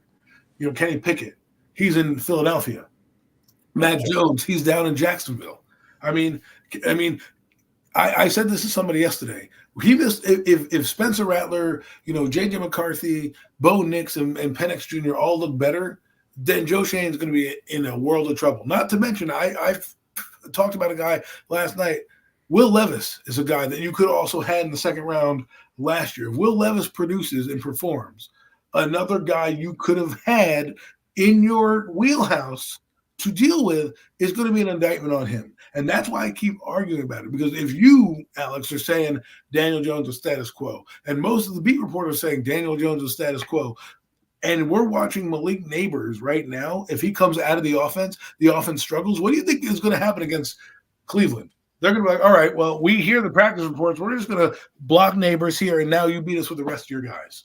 And if they don't believe in Daniel to kind of get you over the hump, the season's going to be lost. And that's why I'm not as excited as a Giant fan this year that I normally would be, because of that. Yeah, and to counter that argument of, I don't know who said that, oh, why would you pick a developmental QB or whoever? To counter that argument is this, right? If you picked Penix and if you pick McCarthy, they're not starting day one. But the thing with that is, I know they're different talent levels from, you get your, Penix and McCarthy compared to a Spencer Rattler or a Joe Milton or a Carter Bradley, whoever you want to put in that scenario. But again, let's just say Daniel Jones goes out there. You could win 6, 7, 8 games. You could either go to the playoffs with Daniel Jones and then get rid of him, or you could. There is so many scenarios that actually work out in your favor while Daniel Jones is still on the team. If Daniel Jones fails and you win 4 games, 5 games this year, boom, you bench him midseason, bring in the rookie quarterback. If you go ahead and you win 6, 7 games and you're not in good draft position, you don't have to worry about that draft position because you could use that on another position while you have that rookie quarterback. That's scenario 2. Scenario 3 is you go to the playoffs. Daniel Jones, maybe he doesn't get you there. You start him the following season. Maybe you want to keep him under contract until that rookie quarterback is ready. There's a multitude of scenarios where that could have worked out. Now, again, there's so many bad scenarios to where, we're in la-la land and we're in pretty much quarterback hell. Because, again, next year, you mentioned no quarterbacks are under contract. The Giants, I don't know that they'll be bad of a team to be at the bottom, or to be at the top of the draft. And the quarterback class is not even that good. I've talked to several people. I've had this thought for months. People are saying, oh, Drake May came up through the ranks this past year. Oh, Jaden Daniels came up through the ranks this past year. And, people didn't watch the college season. Like, that does nothing for me. Like, we're not doing Riley Leonard because he's going to be a Notre Dame quarterback. And trust me, I'm a Notre Dame fan. They don't make quarterbacks there. They don't. They make O-linemen. I don't want Daniel Jones' replacement. Sorry. No. The clone replacement. Quinn Ewers, again, I don't think the Giants are going to, whatever record they have, whatever, however you want to rate the quarterbacks, they are not going to be in a position to get the best quarterback if there is the best quarterback in next year's class. So they would probably have to go into free agency and overpay, or I don't know. But again, that's the problem when you don't, use resources to trade up, or you don't, lose enough games, or whatever scenario you want to put out there. The Giants are in a very weird position right now. It's a conundrum that I ranted on earlier before he came on about John Mara and the mindset of just being mediocre. He said he wants to see progress at the end of the year, or look like you're going in the right direction. That's losing mentality type stuff. That's like, well, we're going to run it back for year 7 with Daniel or whatever. Like, I don't want to hear that anymore. They're already setting up the excuses. People tell me, well, the teams, let's say the Panthers lose. They're not going to get a quarterback. Well, guess what? They're going to need a king's ransom to move up. You're going to have to move up 2, 3 spots. They're going to be like, well, you need a quarterback now because we know, Daniel Jones is who he is. So, it just is what is making it hard for me to latch on to this team. Like, I am a diehard fan. I haven't even bought the cable service that would normally put my Giant games on because I'm like, I don't want to invest money in something where I already kind of know the outcome. Like, because the thing is this is not me saying this because I'm being negative. This is the facts. The facts are Daniel Jones doesn't do good against top 10 teams. The facts are he still does things that I saw him do against Tampa Bay in 2020. Okay, when he underthrows Deion Lewis in the end zone for a touchdown, and what's his face? Antoine Winfield knocks it down. He's doing that in practice. All right, he had Tyrone Tracy wide open, and he throws it behind him again. Right, those are the type of things, whether you want to like it or not, that I see, and I'm like, wow, that's still the same stuff that he's done in this year to this year, which makes me believe, like, all right, well, he's not going to extrapolate that. I agree with you. I think he's hit his ceiling. I don't think he has any more to really give. If you think about it, Daniel Jones is like Ryan Tannehill. He's basically peaked at what he can do. Tannehill's kind of similar guy. And some people say Alex Smith is his comp. Alex Smith is a lot smarter, a lot quicker to release, and just an overall better quarterback than Daniel Jones. But Ryan Tannehill is kind of the comp where even Tannehill, his early seasons, he threw for 4,000 yards. He had some good seasons, but like right now, he's that guy where like you can build around him. He'll get you to the playoffs, and then he'll fall off, and then he'll get injured again, and now you're in a conundrum, right? But look what the Tennessee Titans did. They drafted Will Levis and had a guy already in there, and then when the season went away from them, they put him in there, and he had a couple games where they're like, all right, let's ride with Will Levis. We don't even have that. We have Tommy DeVito, who we don't even want to play. And this is what I mean. I know Nomad said something about a developmental quarterback. You're hanging on the word developmental. These guys, you have to look at what Brian Dable was brought in here to do. His job and Mike Kafka's job, because Mike Kafka ain't doing shit right now, okay, are to develop quarterbacks, right? So if Mike Kafka's sitting there, thumbing his fingers through the playbook because, again, he's not calling plays or doing anything else, he could be that tutor to the young quarterback to kind of get him going, like a Sam Howell or a Malik Willis. We were on the Hendon Hooker sweepstakes. Guess what? Apparently he's starting to look good in Lions camp as well. So all I'm saying is sometimes you need a resource. And by the way, backup quarterback is a position. So it's not like you're going to be wasting it if the guy reaches a certain ceiling. That's all I'm saying. We can move on to something else.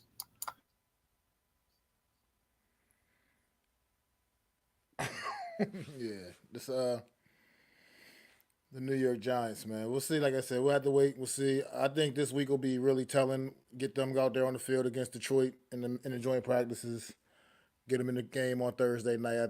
Like you said, I don't know what to expect Thursday night. How much the starters are probably not going to play too much, especially given the fact that they are doing the joint practices during the week. But I do want to see what this team looks like a little bit against another team, because I said this the other day. I was talking about with Daniel Jones. Just one more last thing, just like I met, but one of the biggest things that's bothering me about how he's struggling right now in practice is the fact that I get the pass rush is still getting through, and all that, but they can't actually even hit him, and he's still like, you can't. I mean, tell me you still can't stand in there and throw decent passes to your receivers down the field when you know that you're not getting contacted. Nobody's going to touch you, man.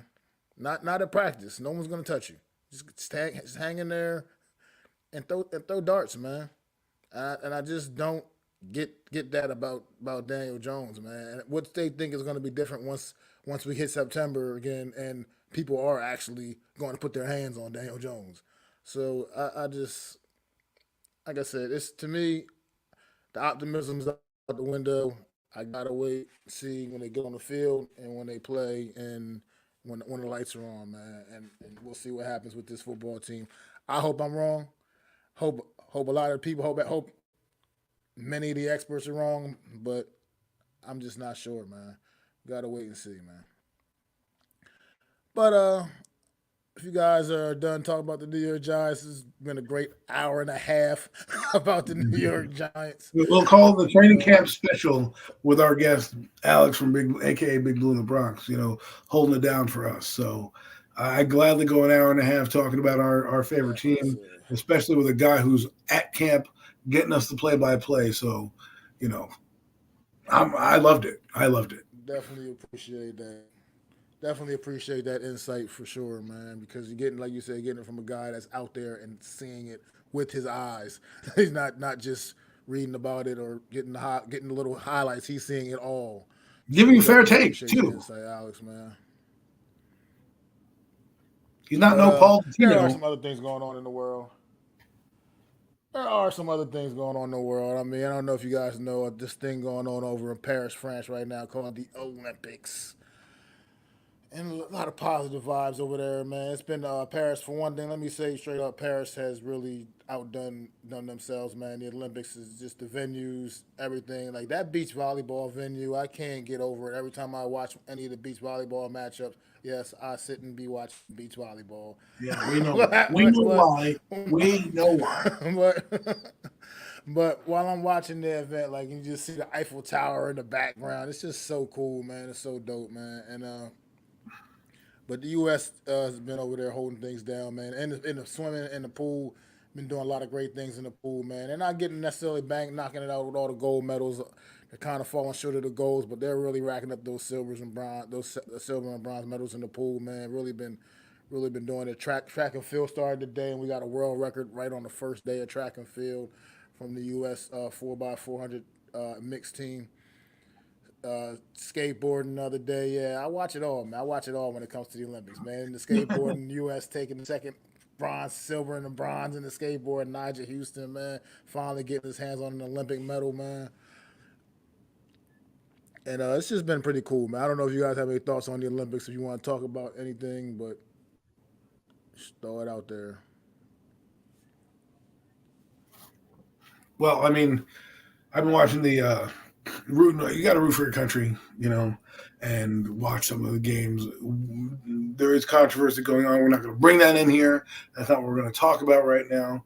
It is a big topic. It's something that should be talked about, but we're not going to bring it here just because of how polarizing it can be. But if you separate all that, I know where you're going.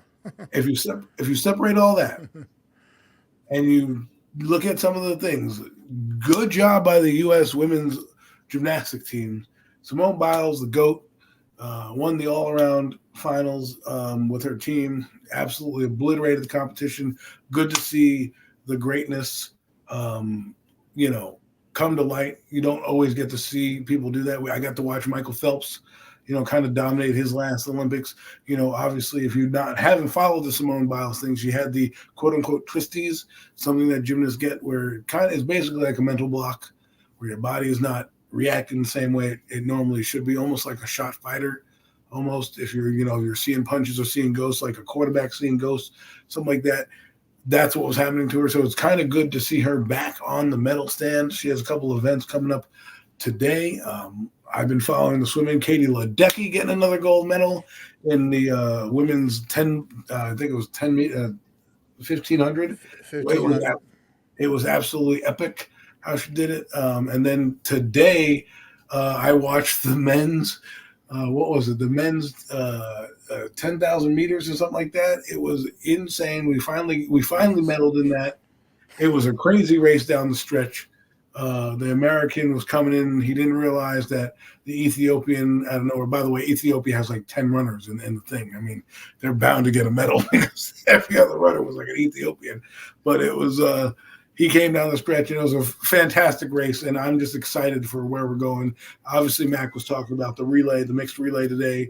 I think we won a gold in the mixed relay today. That was absolutely amazing. Well, they didn't go for the gold yet. It was just the qualifying rounds, but they'll do that tomorrow. Well, at least it was fun to watch. Americans actually beat them by like 10 car lengths. I mean, you watch the film, and it's funny because you see our runner and then the camera, and then you see the other pack of runners coming in behind her. So it was fantastic to see, and I'm excited for track and field. Sonia Richards-Ross. Every Giant fan needs to be getting on her because she is Aaron Ross's wife. And if you know who Aaron Ross is, he was the cornerback we drafted first round, 2007. So that is his wife representing. So Giant fans, you should tune in to see her. And that's all I got basically for the Olympics. So we can keep it rolling. All right, just get back here. Deal had a question. Do y'all think DJ plays in the preseason? Said Paulie D claimed a few weeks ago he wasn't so sure if he would get any work. I mean, myself personally, I don't think he's playing against Detroit for sure. I think you can forget that next Thursday night. But I think he needs some work, especially based off of what we're seeing right now in training camp. I mean, if we're going to roll him out in September, week one, as our starting quarterback, I think he definitely needs some work on the field in the preseason. He's not one of those guys that you can just say that doesn't need the reps. Like, he's not like Aaron Rodgers or any of those guys. Daniel Jones needs the reps. I don't know how you guys feel about that. I'll let Alex go first. He's not going to play against Detroit. He'll definitely play against Houston. I know there's one joint practice against the Jets. I definitely think he should play against the Jets because either he's coming back from an ACL, and we're so questionable about the way he's been playing in camp because they're not blowing the plays dead and all these other different scenarios. He should get work in preseason. He's not some vested veteran that you just sit on the bench and okay, wait till the regular season. No, he has not earned that. Well, I was going to say with Max, say that he wasn't going to see a damn down because to me, if he's the best guy for your position, and this is where the Giants again kind of accelerated the clock. They could have let Drew Lock, do whatever he had to do and take the reps with the first team and ease Daniel back. But no, they're easing him in right now. So what I've seen of camp, if he came out gangbusters in camp and was, dialed in and had the same camp he had last year, I'd say he probably plays a series, right? If not at all. But now I was on the he's not going to play at all bandwagon to I don't know what they're going to do because I don't want to say God forbid, but whatever. Let's say he goes out there and pulls a Chad Pennington, right? And he happens to get injured because he's just trying to roll out and put his hand on the ground or his knee in the dirt or something like that, and he's injured for week 1, right? Then what are you going to say? What's going to happen with Dayball and everything? So there's a fine line for me where I'm like, oh, I don't really care if he plays. If he gets injured, it's not going to affect me one way or the other. But if you're just thinking logically, if you're Dayball, do you send him to the Wolves because that there's somebody the off the line needs to play, so you might as well put him out there so they can get to learn Daniel Jones' stupidity, so they can say, okay, I need to block 4 seconds instead of 3 seconds because this guy takes forever to throw. So you probably need him out there to get that done. But to me, I'm torn. At the beginning of the preseason, I said not a chance he plays. But now, after some people were talking and listening to what Alex just said, and kind of that he needs the reps, I don't want to see Daniel Jones. Here's my fear. And I have no dog in the fight. I don't really care if Daniel Jones does well or not. He's dead to me. But my fear was that he doesn't play a down in the preseason and then comes out in the regular season and shits the bed. I think he's still going to shit the bed anyways. But, like he did in last year. They did that one drive against the Panthers. Everyone was like, ooh, yay, great. Then they had half of a drive against the Cowboys, which then went to a false start and a fumble and this, that, and the other thing, and boom, here we are. So I don't know. I really don't know because Brian Flores is coming with the blitz. He's coming with the blitz. So to have Daniel Jones play like a series and expect him to go out there and light it up, I don't know, man. Well, that's one thing I didn't. I should ask you about that, Alex, real quick too. How we circle right back to the Giants. I know that seems to always happen, but Daniel Jones with his legs, man. I mean, we know like that's been one of his most valuable assets as far as any production he's really been able to have. How is he looking in practice, at least from that aspect? I haven't seen any runs. Yeah, I'm gonna have to kind of side with Adam here. He hasn't. They've done like a few QB keepers. They've done a few. They've done some with Locke sometimes. But Daniel Jones has really not been put in situations to where he has to escape the pocket. Or he at least hasn't put himself in those situations. So it's either, him and them not blowing the play dead, him throwing it into a contested situation. So you really haven't seen a lot of that. Zion, welcome. What up, what up, what up? What's up? Happy Friday to you guys. Thank you so much for joining the show, Alex. Seen you guys holding it down. I was watching for a little bit. Cheers to you, Alex. Thank you so much. Cheers to you, Mac, and cheers to you, Adam. I almost forgot Adam's name there for a second. I don't want to interrupt, so I'll let Alex continue. It's okay. People forget it all the time. I just forget that. Hell yeah! And don't you know I'm public enemy number 1? Come on. Did you guys cover the male boxer boxing the female? We're not talking about that. We're skirting the line. We're skirting the line over there until you walk into the show. Yeah, we kind drop that. Thank you. Thanks a lot, CM Punk. Put it right out Thanks there, a lot. but yeah, Thanks a we're lot, trying to keep it a little, Oh, and the yell. He's walking in, kicking doors down, having beers, saying cheers. I'm here. You know what I'm saying? Like, welcome Zion to Premium Yeah. Takes. We haven't even finished. I mean, we've literally been talking the Giants the whole time, and we kind of touched on the That's a Olympics whole- a little bit. That's a whole big thing, though. That whole botcher thing is kind of Ridiculous, it's bro. because it's like a couple of different. I don't want to go too much detail about it because, like Listen. Adam said, it's a sensitive subject.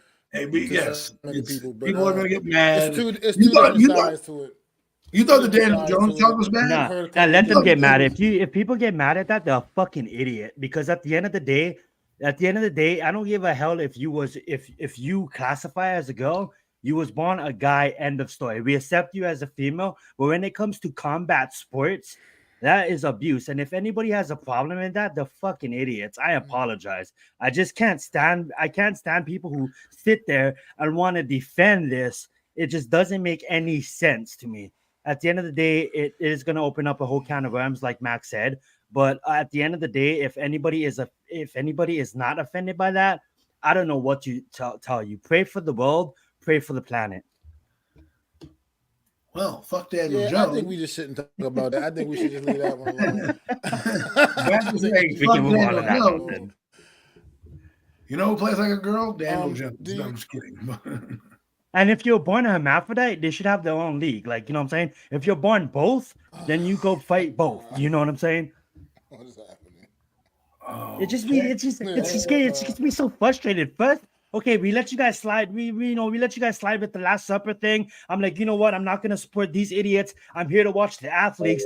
And then I'm watching boxing, and then all of a sudden I see this guy come out, and then he punches her and he flexes. I'm like, bro, I would love to beat that motherfucker up. I apologize, but let's change subjects.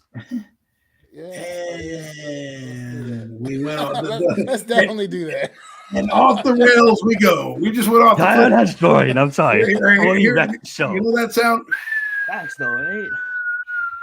And, we're like Wile E. Coyote Yeah, in the Roadrunner cartoon. Let's bring it right back up. now. I'm just You're gonna. falling down, and you're just gonna hear. I'm just gonna get some medication in my system, and then I'll let you guys do you. Let's get it. Listen, That's Mac. look. You want to hear my views? Call me up in the middle of the night, and we can have a discussion about it. On air. Not that I really want it. It's something I just want to kind of take politics out of sports and everything out of sports, and whatever you think. Go do your own research. Find out for yourself. Don't just read everything that you hear or believe, but do your research. That's all I have to say on that. No, topic. she is a woman, but she was born with a dick. Enough said. Like I said, do your research. It doesn't matter if she chopped it off. You were still born with a dick. No, Matt, I love you though. Do your research. And getting back to it. All right, let's go do something that's not an Olympic related. I got you, bro. I got you. Not Giant related. We're gonna get this in real quick. SummerSlam is coming up. Big match. Big card coming up. It's a big event, so I just want to touch on a few things with a little SummerSlam we haven't talked about in a while. It's been a good product. WWE has been moving in the right direction, and I think it's one of the events I look forward to in the wrestling world. Now that it's 2 nights, I think it's a little excessive with these pay-per-views. Royal Rumble is probably going to be now 2 nights. It's not 2 nights. It's not 2 nights this year. That's not starting this year. SummerSlam is 2 nights. SummerSlam's the big pay-per-view. That's the summer. That's the big summertime pay-per-view, right? Wouldn't you guys say that SummerSlam is the biggest one outside of maybe WrestleMania and maybe Royal Rumble? It was already scheduled before they announced it moving to 2 nights next year. It was scheduled for this year already. Well, then it's going on for a long time then. But either way, I'm looking forward to it. I want to see Cody Rhodes in the Bloodline and see what he does. I'm a Cody Rhodes fan. I hope they keep the title on him. Damian Priest is probably going to lose it to Gunther just because that would make it that if there's anybody to lose a title, it's him because he's not Cody Rhodes. He's Damian Priest. Cody Rhodes is, basically resurrected his career. And basically, let's see what he does. But I don't want to touch too much on wrestling. I know that there are some baseball fans in here. We've got a Yankee fan and a Met fan in here, so I'd like to hear both sides of it. While both New York teams are both fighting for wild card and playoff spots, I'd like to hear the Yankees first, and then Mac, give us your take on the resurrected Mets. So we'll hear from the guest first, and then we'll go to Mac. Yeah, so to give a brief synopsis on the Yankees, right now they're losing 8-5. Marcus Stroman had a blow-up start. He was out in under 3 innings, which isn't good.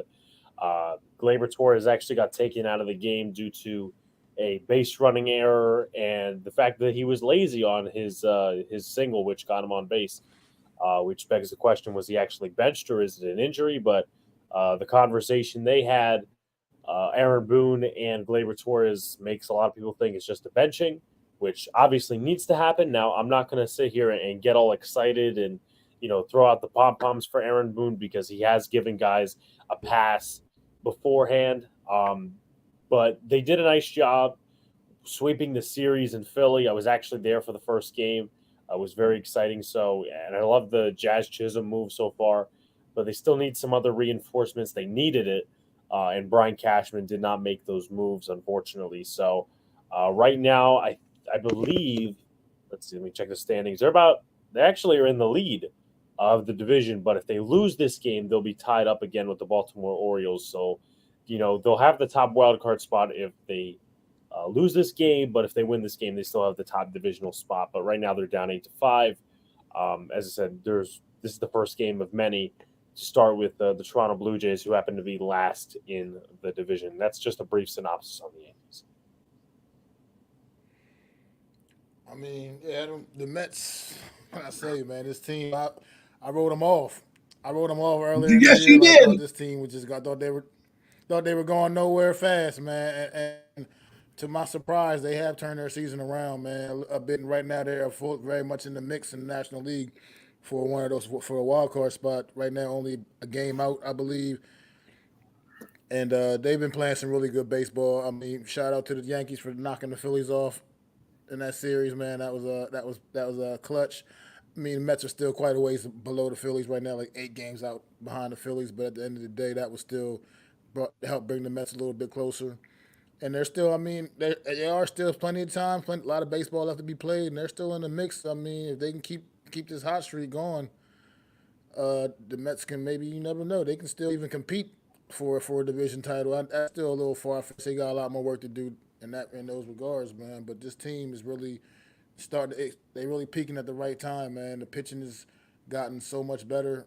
And Lindor, man, Francisco Lindor, the second half so far, what he's been doing, man, over the course of the last couple of months is just, he's been on an absolute tear, man. He's truly looking like a guy that they paid a few years ago, man. And I mean, right now, I mean, I don't really have much more. It's just that it's good to see them seeing some good baseball once again in Queens, man. Because the Mets, they got off to a very rough start. Now, if they can get some more consistency out of Diaz closing, man, because he's been kind of stinking up the place a little bit this season, man. But if they can get a little more out of him, man, the sky's the limit with this baseball team. They get into the playoffs, they'll be a dangerous team, I think.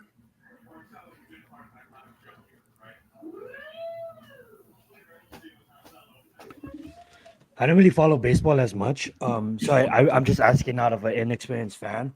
So as far as the Nets go, Mac, when you guys do get into the playoffs, and I know baseball is a little Nets. Yeah, sorry. Like I said, I'm an avid baseball fan. I've watched like maybe 2 games in the playoffs this season. But that being said, though, I'm just gonna sound like idiot. But let me sound like idiot.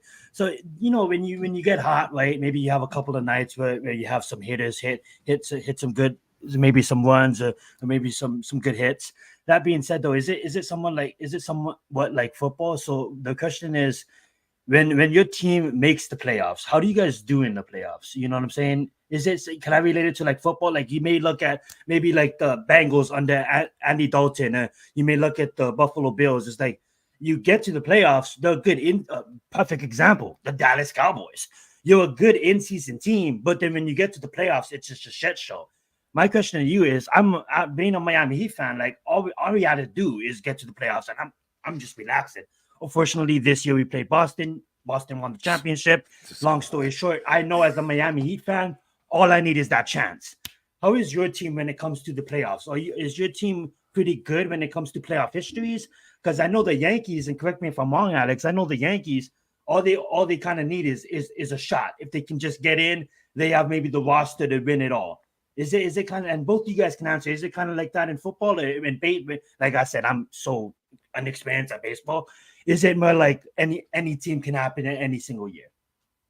Well, to give, I would say that the NFL is probably a little bit more balanced in terms of teams that could win it, every year and whatnot. This a little bit of a fair shot because the MLB has a bit of a big divide between the smaller market teams and the big market teams, because you always see the Dodgers, the Yankees, and several other teams competing, while teams like the White Sox and the Athletics, their owners are very cheap, and there's no salary cap, so they don't have to spend, and they don't spend, and their stadiums are very empty, and it's just a bad look for baseball. But as far as the Yankees in the playoffs off recent years, rather than their entire history, I'd say they're like the Cowboys, because there's this big hype every year. Yeah, we're going to the World Series, and obviously I see it in my own fan base. But last year they didn't make the playoffs. The year before that, they got swept by the Astros in the championship series. The year before that, they lost in the wild card. So I don't think they'll ever win a championship with Aaron Boone and Brian Cashman at the helm. That's just my personal opinion, because I think their philosophy is pretty flawed. But I would say in football terms, they are the Cowboys. Appreciate that. What about your team, Matt? Do you feel like as long as you make it in, you someone's got a Mets, shot? brother, I can't say that confidently, because the Mets have not won a World Series since 1986. So Seems so long I can't ago. confidently say that. Yeah. I mean, Well, at least it's not the last Lions. couple of times That they've Lions been in almost the tripled playoffs, that. Things didn't last couple of times they've been in the playoffs. Things didn't end well. They did went to the World Series in 2015. They lost to Kansas City. The Royals. They lost What to a the Yankees series. in the early. They lost to the early 2000s to the Yankees in the Subway Series. That was good. It's just. I mean, they don't have a great. They don't have a great history, I would say, when they get to the playoffs. It's not necessarily a sure thing. But I feel like this team this year, they can find a way to fight, and which I think they do have. They have a legitimate shot, especially with the baseball they're playing right now.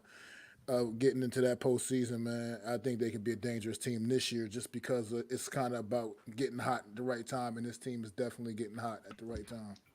So let me ask We'll pass that. I want to follow up. We'll pass. I'm sorry to interrupt, but to follow up on that, and I'll let Adam ask his question. It's like it almost kind of sucks too, because what Alex was saying is like to bring up there's no salary cap, right? So if you're a team that like Alex just said, if you have a cheap owner and you make the playoffs, you still gotta go against these powerhouses that basically just buys the roster. You know what I'm saying? And correct me if I'm wrong, and that can be a challenge. You really kind of like Matt just said. You really how I felt that you guys answered it, and what I got out of that, you really gotta get hot and you gotta stay hot and you gotta be playing perfect baseball to beat some of these powerhouses. So if you do have if you're a team with the cheap owner, I feel like baseball. I feel like baseball is so much a hockey.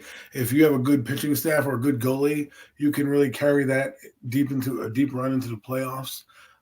But what I will say is this: for me, the Yankees are the same Yankees they've been under Boone. They're a home run team. They are hard to generate runs, and if they don't get their bats swinging, they kind of fall flat when they hit higher up pitching that can kind of outmaneuver their lineup. So that's where I kind of see their shortcomings are. They didn't really have that under Girardi, because you had heavy hitters up and down that lineup where, even though you hated A-Rod, he came through with a clutch hit, or, this guy made a big play and the pitching came through when it needed to be, right? I feel like the Yankees rest a lot on the home runs.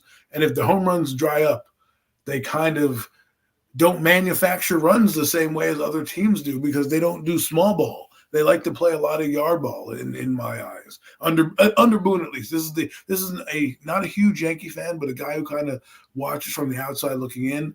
And every time I hear about the Yankees and their struggles, it seems to me, well, guys can't get on base, or Giancarlo Stanton is not in the lineup, so they're walking Aaron Judge, so he doesn't get hit. I think, Juan Soto has been a very good player for the Yankees this season as well, because he's added a little juice to the lineup, which they haven't really had. But to me, the Yankees, that's what their shortcomings are. And I guess what I want to ask Alex is that what you see with the Yankees, that if their bats don't hit like home runs, they kind of struggle to get by if they meet superior pitching?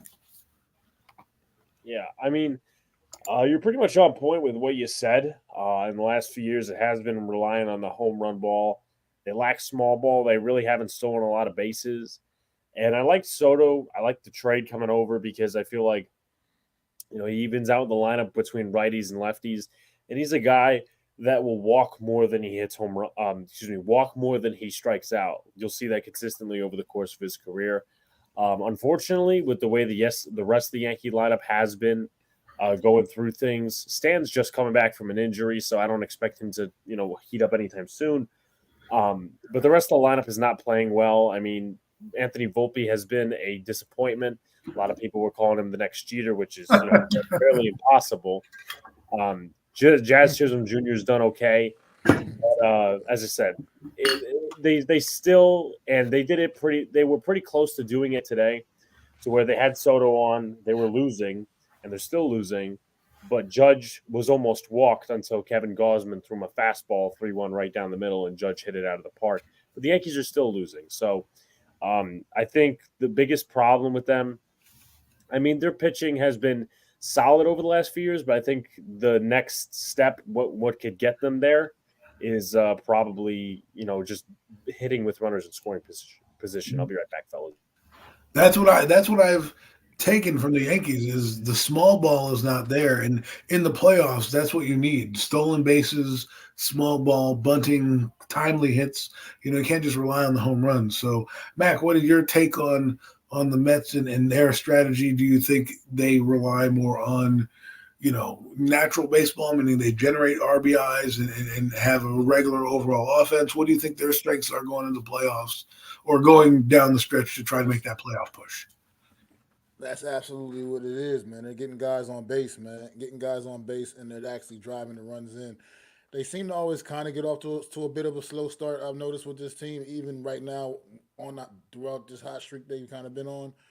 They get off to kind of a slow start, almost like it's kind of methodical. But then they just get things. Then they just get things going, man. The gears get crunching, get grinding, man. This team, it's been kind of fun watching this baseball team over the course of the last past month or so, where they, like I said, it's just getting, like, guys are getting on base, and like I said, they're actually, instead of leaving them stranded, they're getting guys home, man, stealing bases, and I don't know, like I said, it's just been really fun. I mean, they're not necessarily relying on just Pete Alonso coming up and just hitting the ball out of the park, man. They're like I said, it's really they really have put together a good lineup. And like I said, everybody's contributing, man. They're getting contributions all up from throughout the entire lineup, and the pitching has definitely gotten a lot better as the season is going on too. Like I said, if you get Diaz, the closer, if you can get him being a little more consistent, I think that could definitely pay some dividends as well. Well, I mean, with all things considered with the Mets, I mean, we were on this stream in early April.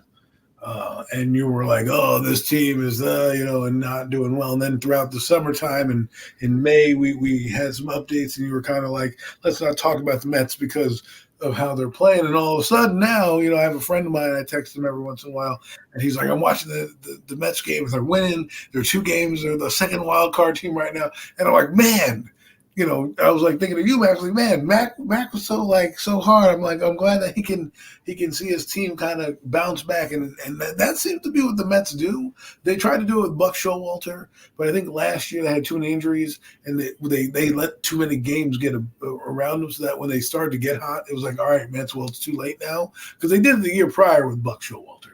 They kind of got hot towards the end and kind of made a push towards the playoffs.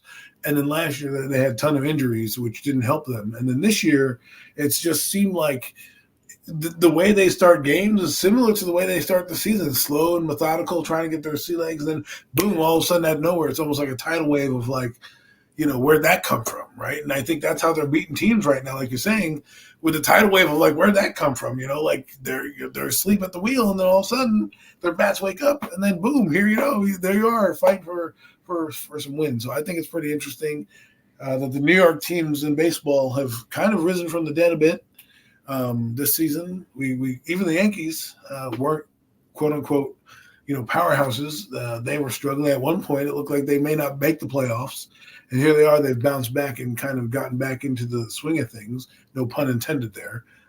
So it's kind of just interesting to stay on that trajectory. So man, we've reached the 2-hour mark on a Friday evening. It has been a fantastic show. Zion, you came in late. Is there any other things you need to mention or want to talk about quickly before we kind of wind this thing down? No, I don't want to keep you guys too long. I just want to say thank you to you guys for holding it down. Thank you to all of you guys in chat.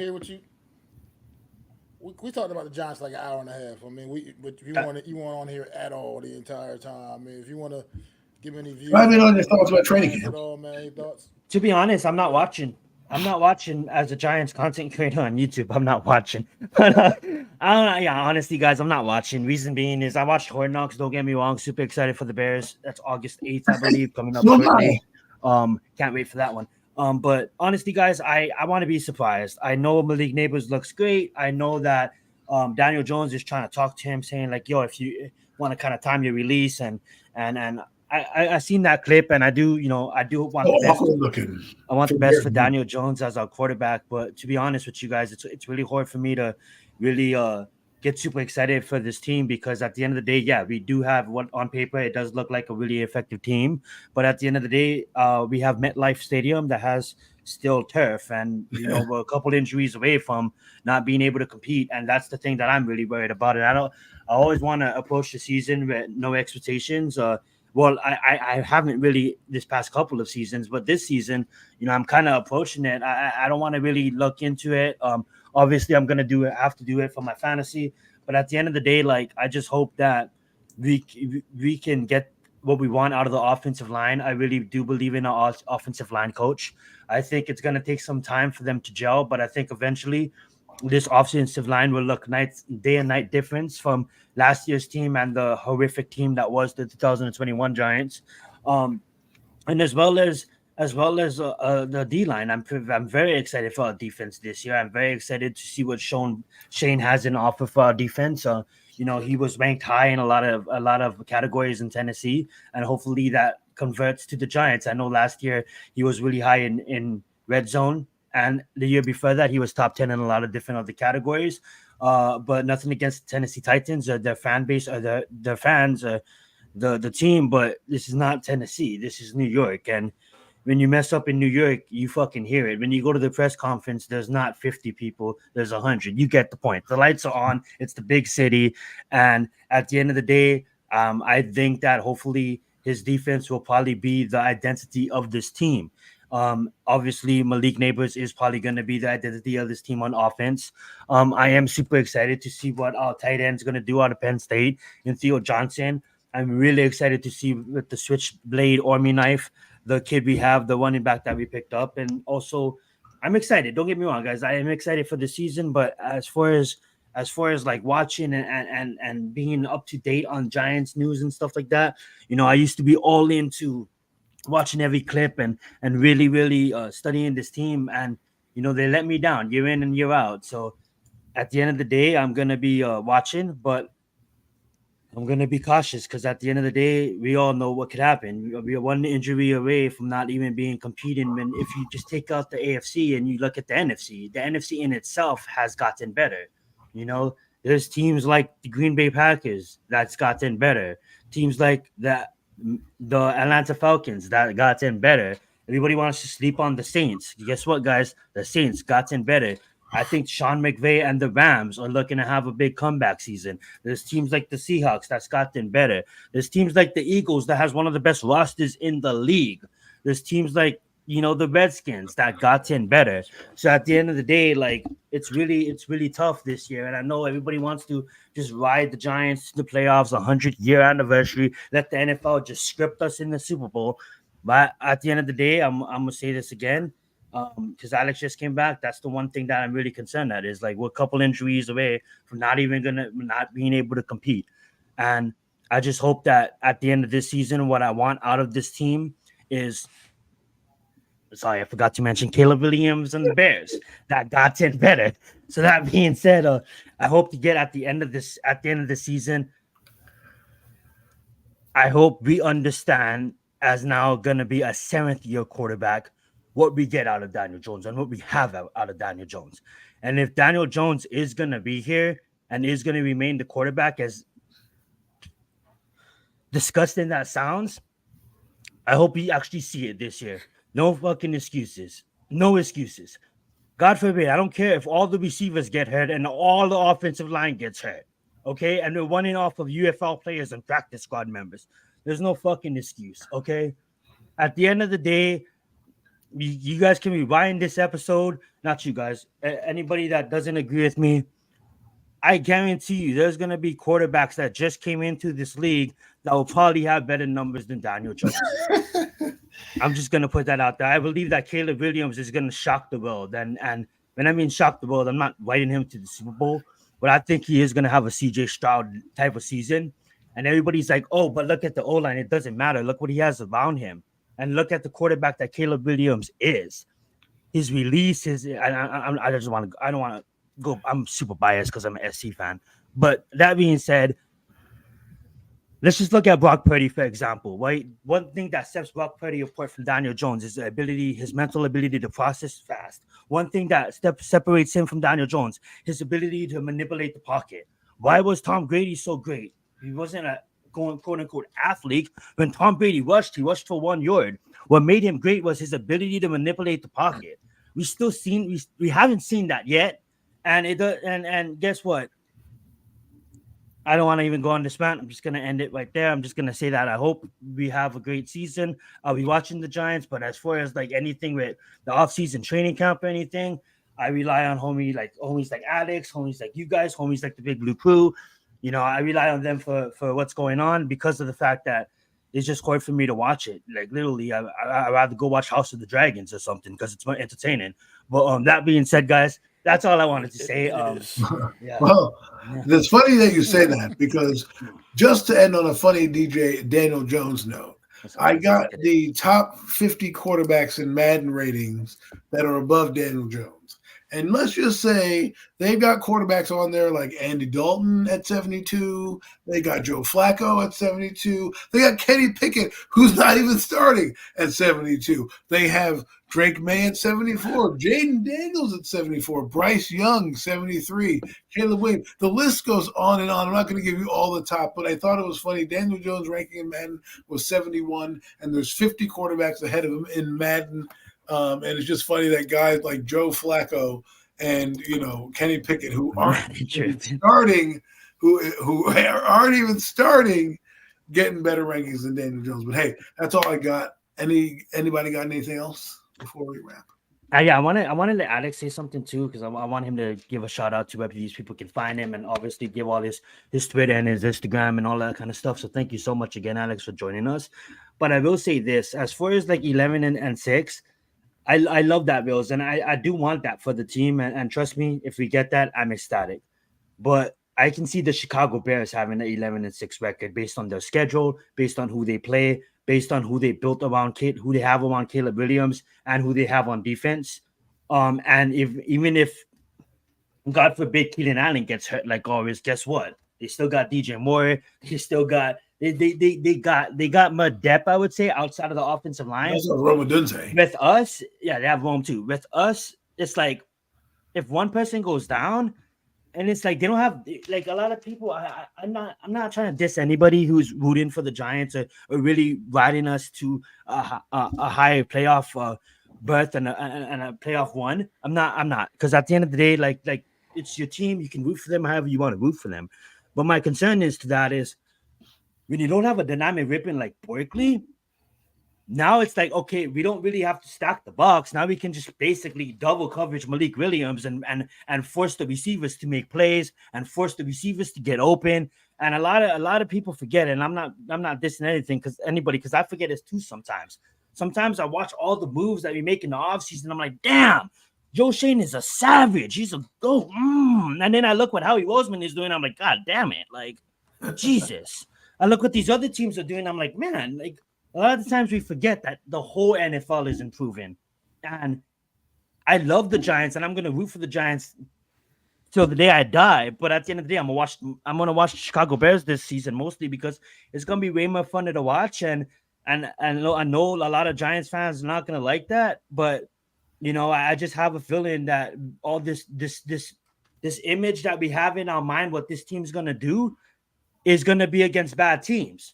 And then we go against good teams. It's gonna be bad football, and hopefully I'm wrong. I hope that I'm wrong, but it's gonna be our defense that is gonna try to keep this offense in the ball game. And if this offense can't score 20 to 25 points a game, we're gonna lose. That's just how the NFL is nowadays. And I could be wrong. I hope that I'm wrong. I hope that we do win 11 games, but I honestly feel that we're gonna go around 6 wins, around 7 wins, around 8 wins. And if Daniel Jones can somewhat prove me wrong and go like, you know, Peyton Manning didn't start off too good. John Elway didn't start off too good. Drew Brees didn't start off too good. But look how Elway's career ended. Look how Peyton Manning's career ended. And look how Drew Brees' career ended. You know, so just hope the best. Like when we talk so much shit about Daniel Jones here, it's not like we're trying to talk shit. So we're really just talking facts. And I just hope that he proves us wrong. I hope he really does. I really hope that he does. Because at the end of the day, like, it's hard to find a quarterback in this league. That's why Arthur took Penix at the 8th pick. He doesn't want to be in quarterback drought. Everybody laughed at him. Everybody laughed at Detroit for taking a running back. Look at Detroit. It's probably going to be competing for a Super Bowl here soon. You know what I'm saying? So at the end of the day, I hope I'm wrong. I hope this team does go 11. I hope we do appear in the playoffs, you know, but it's hard when you're literally injuries away from just not being able to compete. And I'm just repeating the same things at this point. So that's all I have to say. I'm going to pass the mic over to Alex. Thank you guys all again. Yeah, so as usual, love tuning in to you guys when I can on these Friday nights and watching you guys talk your talk. Twitter, I'm always posting clips from training camp at Deep Blue in the Bronx. And, of course, those clips are always found in my 10 to 20 minute long training camp recap videos, which come out a few hours later. So any clips that I don't post on Twitter will be found on that. And we're always doing stuff. I'll be doing some collabs with, you know, a Lions content creator next week, and then the week after Texans, and, you know, everything revolving around the Giants. So new things and better things coming up this season. But once again, I appreciate you guys for taking the time to invite me on. Well, Alex, we thank you for your content, your play-by-plays. Like he said, you can see him on Twitter. He does a fantastic job. I say that he's going to be taking over New York sports. You know, watch out, him and our fallen angel, Jeffrey. I always thought those two guys would be, you know, the next Michael Kay and the next Don LaGreca, because let me tell you, they're killing it. He's killing it. He does a fantastic job. I'm honored to have had him on, and he, you know, honored my request to come on. Hopefully this won't be the last time we see him. Maybe we'll get a recap from you, and, you know, we can touch on some of the players when they cut down the team, if some surprise cuts you have, or if this guy was trending to make the roster. So that might be something we might do. But thank you for your time, and I appreciate you giving us a little bit of your knowledge. Mac? Yeah, definitely the same sentiments, man. Thanks again, Alex, for coming on, man. Great insight. Like I said, it's great getting getting it from somebody that's out there and seeing the practice every day and seeing it live with your own two eyes and getting your true perspective of what's really going on, man. So we definitely appreciate it, man. And we appreciate everybody in the chat, man. All you guys, Wells, no mess, no nets, no jets. You guys been here holding it down, man. We appreciate it, man. Y'all coming through. Guys that were in here earlier, Miz, a couple other people, man. Definitely appreciate it, man. This is the Premium Taste Podcast, man. We'll be back next Friday, same time, 9 p.m. Eastern Standard Time. As a matter of fact, oh no, that's not my last show for my vacation, but nonetheless, we will be back next Friday, 9 o'clock. Make sure y'all tune in. Throw them fours up for our guy, NYG, Jeffy T, man. Always gonna be here with us, man. The spirit, man. I'm MacDaGiantsFan fan. That's Adam Costas. That's Zion Zenith. And our super dope special guest, Alex from Big Blue in the Bronx, man. We definitely appreciate it, man. This has been the Premium Taste Podcast. We'll see y'all next week. Pass.